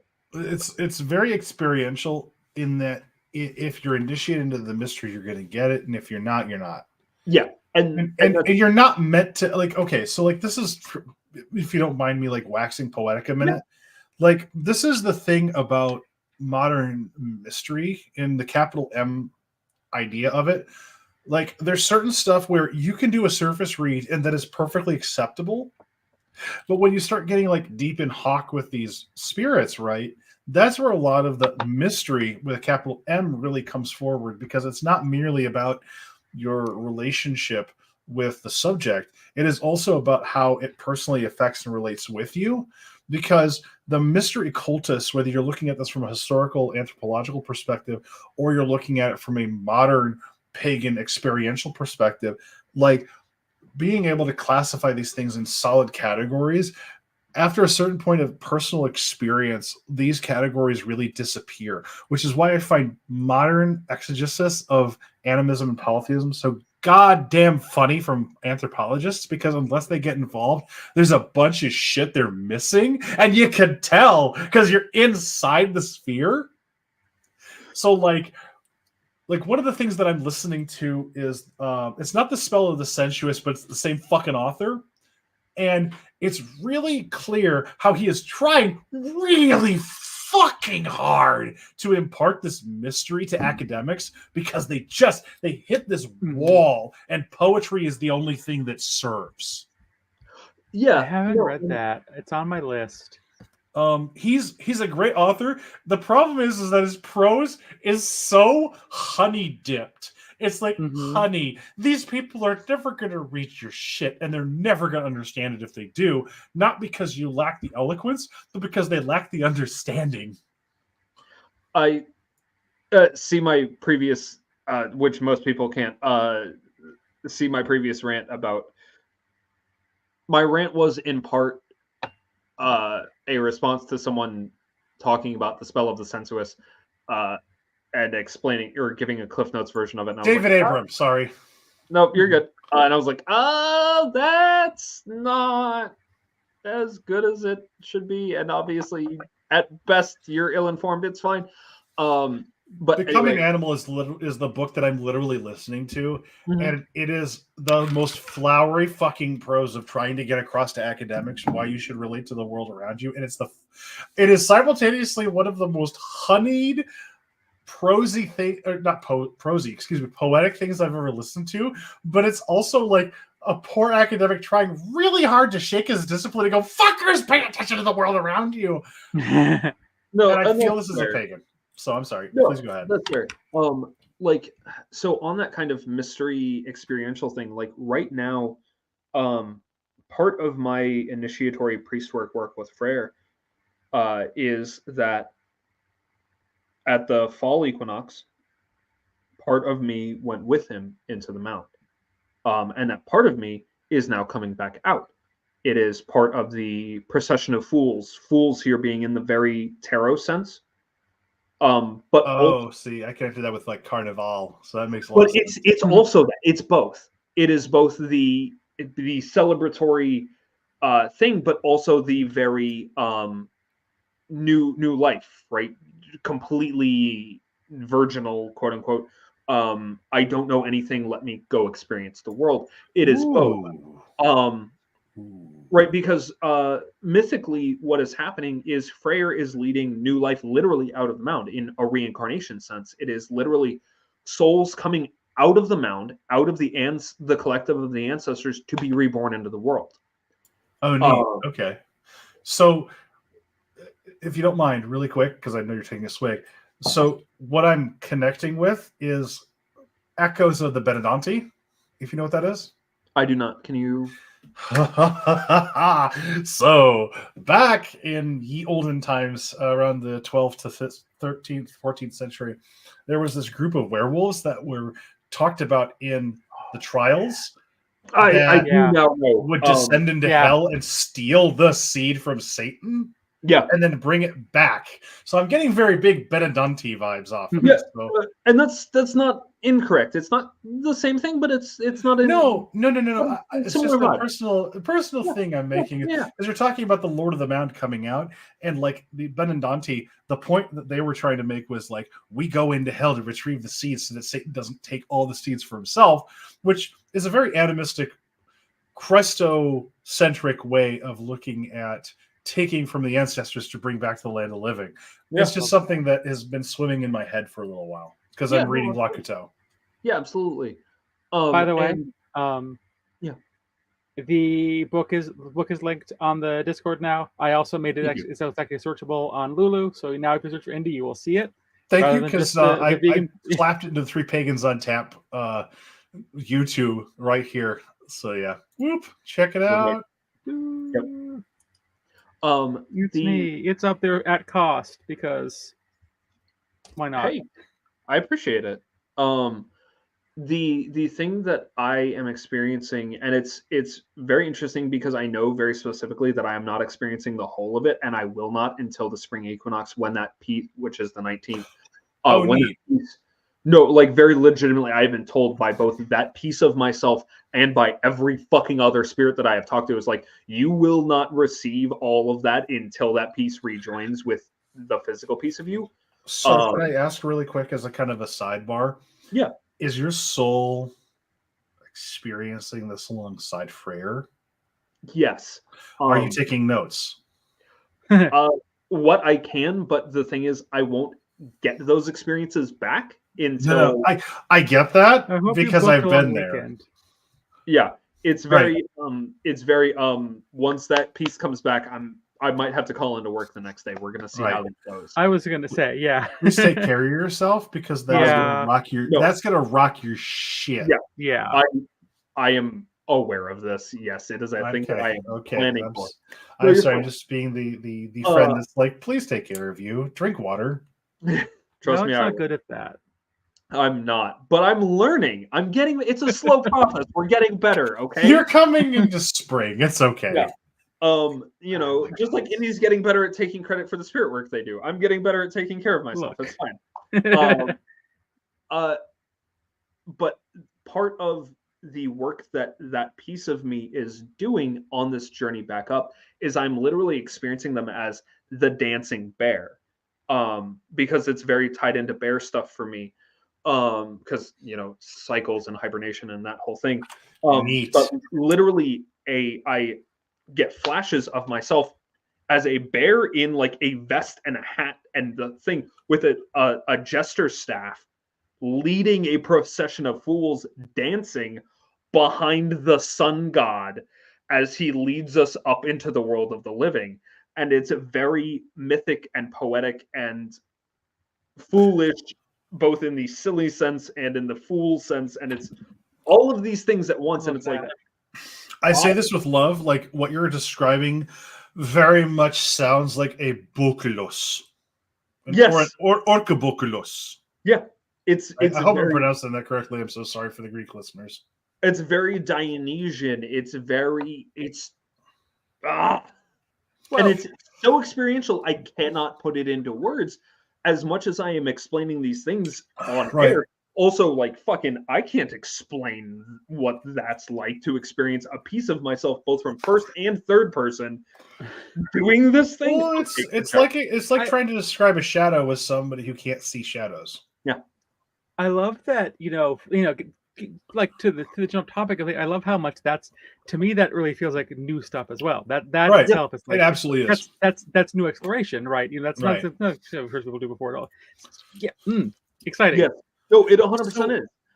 And I want to tie this back into like your work succinctly, because a lot of what we're talking about is touching the fucking ineffable after a certain point. Mm-hmm. Because like Maleck's experience of Freyr in this context, I can pick up pieces because I have experiences with, say, Dionysos in the context of being Vanir, but I also have like experiences of Freyr that don't fit with the common heathen's understanding and that fit with Maleck's. And that's not to say that one is better than the other. It's that a lot of what we're talking about is so across experience, time, and understanding that relating to it has to kind of be forged in new ways on a continuous basis. But this is also like how traditions are formed, right? Because it's not enough to be like, well, I'm passing this down. It also has to be like, this is valid for the next generation to experience in a way that is distinct. So this is why I'm also pointing to your work with the Prism Codex, because your work clearly communicates not only across Pantheon, but also communicates across experiences. One of the really valuable things to me is like the ritual group that I have in the house is like largely a lot of people who wouldn't be involved in pagan stuff before at all. Like I wasn't involved in pagan. I did this because no pagan stuff vibed for me. I did this, basically, the way this started is that, we were looking for a new house and I gave an offering and suddenly we got this house and like, oh shoot, now I got to give offerings to the house for sure. I better really up my offering game if they gave me a house in the Seattle nightmare housing market. And then people came along with me with it, right? And that's like intimidating and cool. But like that's really true to like the thing. Why did these animistic polytheistic things come about? Realistically, they came about because somebody did a thing and it fucking worked. You talked to that spirit and it worked. Like, well, just fuck history. Why do we keep coming back to animism? Like, fuck history entirely. Why do we keep coming back to animist and polytheist religions and philosophies? And not only does it work, it's here with us. Yeah, it's not an abstract, right? You're in the meat with them. I can't help it. I mean, I was walking walking downtown yesterday, right? I was walking to dinner. And like I get off the train, I'm walking through Seattle Center, and like there's something about this building face in front of me like strikes me. And I put a hand on the building. It's like the city is suddenly saying hi to me. And it's like this is like I missed you. You haven't been downtown in a long time. I'm like, oh hi, oh hello everything, right? And it's like I can't help but experience it to some extent. They're like it's learning to me like it's learning to pay attention. It's not even learning to believe in something. It's just learning to pay attention to the fact that the entire world wants to talk to you if you don't know how to listen to it the right way. So I don't grok with this, but I've got a friend who is a city priestess who like works with people. Her name's Diana Rachel. I'm just going to drop her name. She's amazing. And one of the things that she does is she initiates other city priests, at least according to my understanding, and she can correct me on this on some other time. We should have her on the show. We should definitely. She's amazing. So that book was great. So her and Cynthia is amazing. So the thing that I'm kind of like grokking with is like I don't vibe with cities. I vibe with city spirits, and for me that's a different thing because I've been lost in cities before, like really fucking terribly, and I'm like, dog, I have no idea where the fuck my fucking car is. Look, I have some tobacco, and I have some mugworts, and if you want it, help me find my fucking car because I don't know where the fuck I am. But like she gets cities from the inside, whereas I very much feel this from an outsider. And that's kind of how I feel like with your wandering spirits, right? Because your spirits are particular, but they're not. And like as a queer person who is like really who has cracked enough eggs in other queer people that they should probably be further along than what they are. I love you very much, Maleck.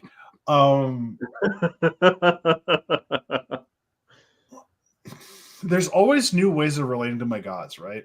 There's always new ways of relating to the spirits I already have relationships with, but there's new ways of relating to the world around me through other gods and other spirits.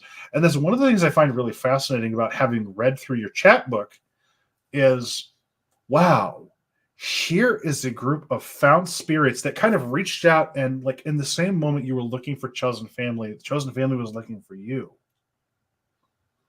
I love putting it that way. That's great. Yeah, Like, no, we're fabulous. that's one of the things I love about your work in general, like, and talking with you, both with this conversation and with our previous, is that at the same time that you are reaching out and you are bringing the spirits to other people, whether it's through your codex or whether it's through your ongoing work or whether it's through conversations like these, you are continuously bringing spirits to other people, but they are continuously bringing you to others. Mhm. Yeah. Thank you. Yeah, I hope so. I mean, that's the thing. If there's one thing I want to do in the world, it's connect people, and I mean people very expansively. I mean people, All right. in the sense of spirits, right? People, human people, other than human people. Wolf people, coyote people. Right. All of I want to like make those connections, and that's why I do ritual. That's why I write this stuff. That's and again, it's just that I can't help it because I look, I walk through the city and suddenly like I notice like oh, this is a spirit. This is clearly, obviously, how couldn't it be alive, right? But yeah, that's where I'm going with it. I think That's that this what I is wanna do where with my life. a lot of the metal meets the meat where we are, right? And it's not because the spirits lack agency, and it's not because the spirits lack the ability to reach out to people. It is because oftentimes what we're serving as is facilitators and translators. It's not that they can't talk to other people, it's that people don't have the software. It's like we have a codec installed, right? Yeah. Like it's like we have the dot wave, and other people don't have the dot wave. It's not that people don't have the capacity for it. It's that they don't have it installed yet. Yeah. Well, and they don't know they don't have it installed until it's like, hey, pop up. Yeah. Well, it's like I was talking about earlier, where I was always kind of an animist, and I was always kind of a queer person, and I was always kind of a this, and I always had to vibe with these gods. Right. But I didn't know because I didn't have the language for it. I didn't have your access. I both wasn't allowed to, and also did not have the words to understand it. So both of you, I think, can speak to this. How revolutionary was it when you discovered? So, like, you both have talked about how mathematics has opened up worlds for you, and I do not have that experience. Because for me, a lot of times mathematics shut down the world. But how revolutionary was it for you to discover the language of your spirits, right?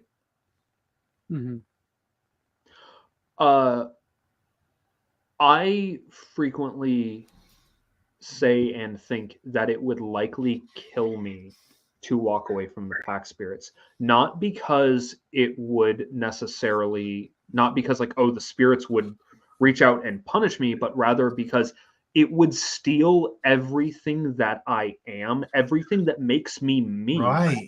It's your relationality to the worlds. Right.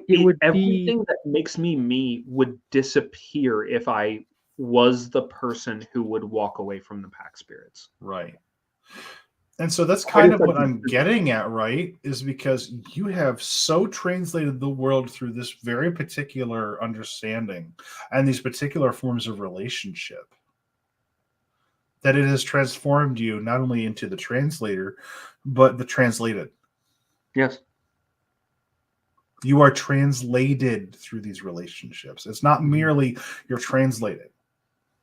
Yeah.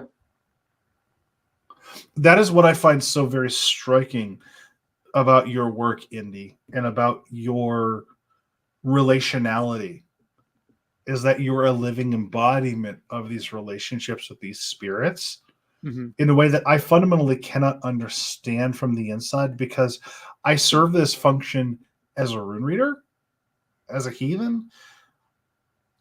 So I grok it from that perspective, but I will never fully understand because you are the translated of the Wanderers, if that makes sense.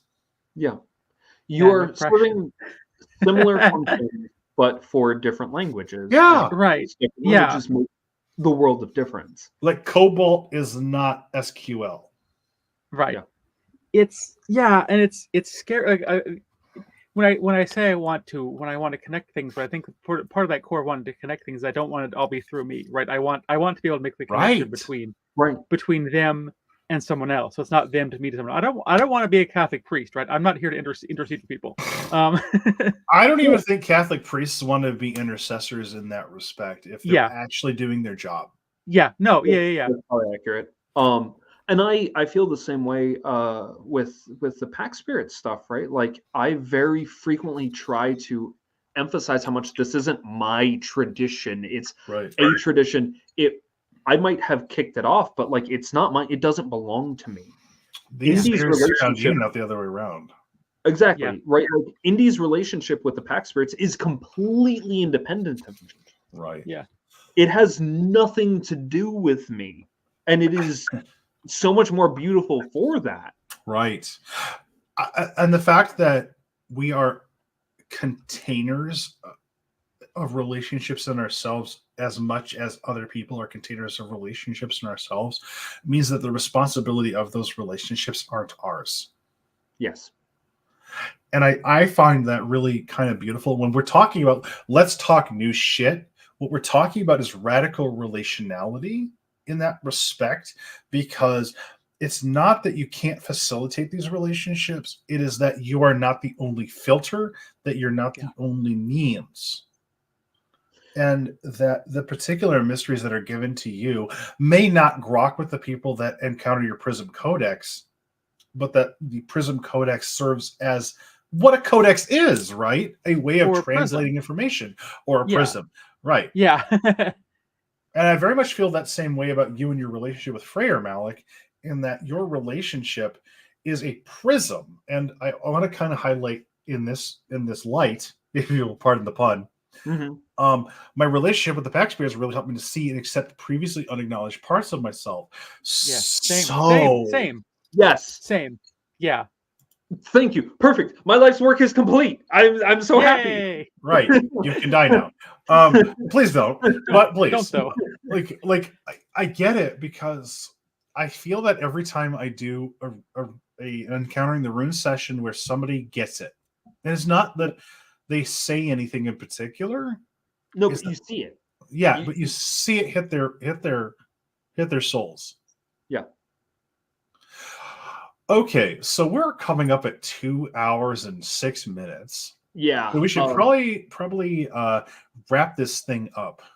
And I really want to thank you, Indy, for deep diving with us so hard on so many spirits that you hold so close and intimate. This isn't easy. And I really want to recognize that. Like, being this open and vulnerable to the point of releasing a book about your experiences, being a queer person, being a therianthrope, being a person who has the wealth of experience that you do here in the milieu of America, it's not easy to say, this is my experience. Take it for what you will. And I really appreciate that you are so fucking vulnerable, both with your work and here on the show. Thank you. I should like say I much appreciate like both of you too. Like the folks who dragged me, deeper and deeper into all this stuff. Pretty after in the middle of the pandemic, when talking about some of my previous teachers became people I didn't want to associate with anymore, and finding this is like a lifeline for me, honestly. Yeah.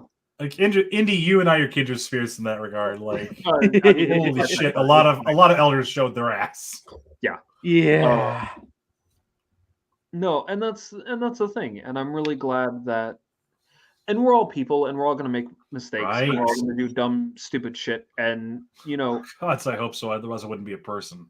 Right, and my thing that I try to emphasize a lot is that as much as I will, and this is often my community role, is to call people on their bullshit, I want to be called in the exact same way. I want to be held to that same exact standard. And I try to live that ideal. Get my trickster going on for sure. If you need it, you'll get the coyote. I think the other thing too is that as much as people need to be called in their bullshit, one of the other things that I think you do in calling people on their bullshit is reminding people of their relationships. Because it's not enough to say, well, you fucked up. Because the point of reminding a person they fucked up is to come back to relationality, to come back to right relationship. Because otherwise you're feeding your ego. Right. Well, and it's that's what calling in versus calling out is, right? right. And that's exactly it. It's not just you fucked up. It's you could do better. Why did you do that? Right. And I want to just highlight this comment because I very much agree with it. Indy, you are such a beautiful being with such an inspirational path. It's an honor to know you. Yes. I feel the same way.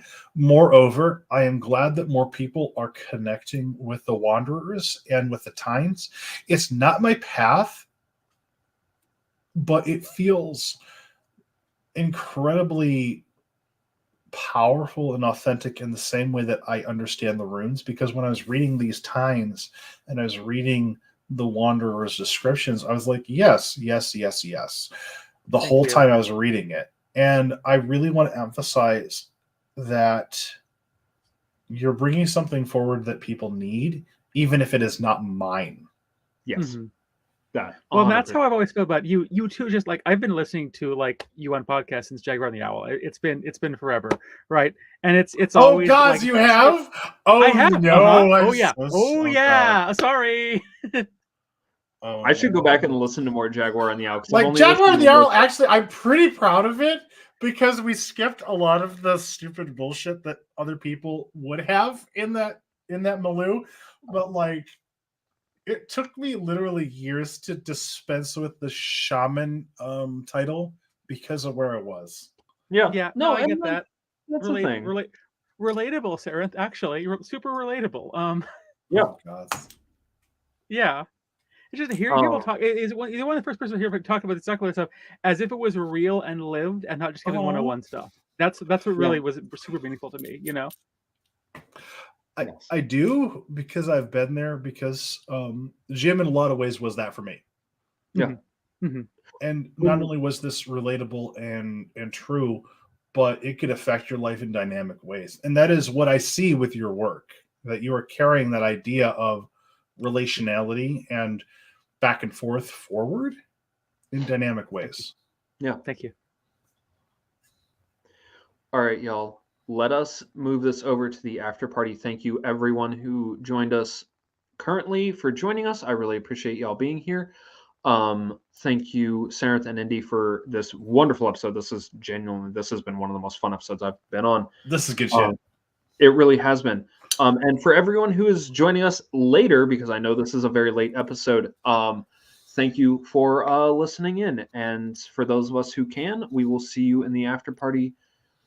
Love you, and catch you then. Yeah, I'll be there for a bit. Yeah. Yep. Sounds good. See ya.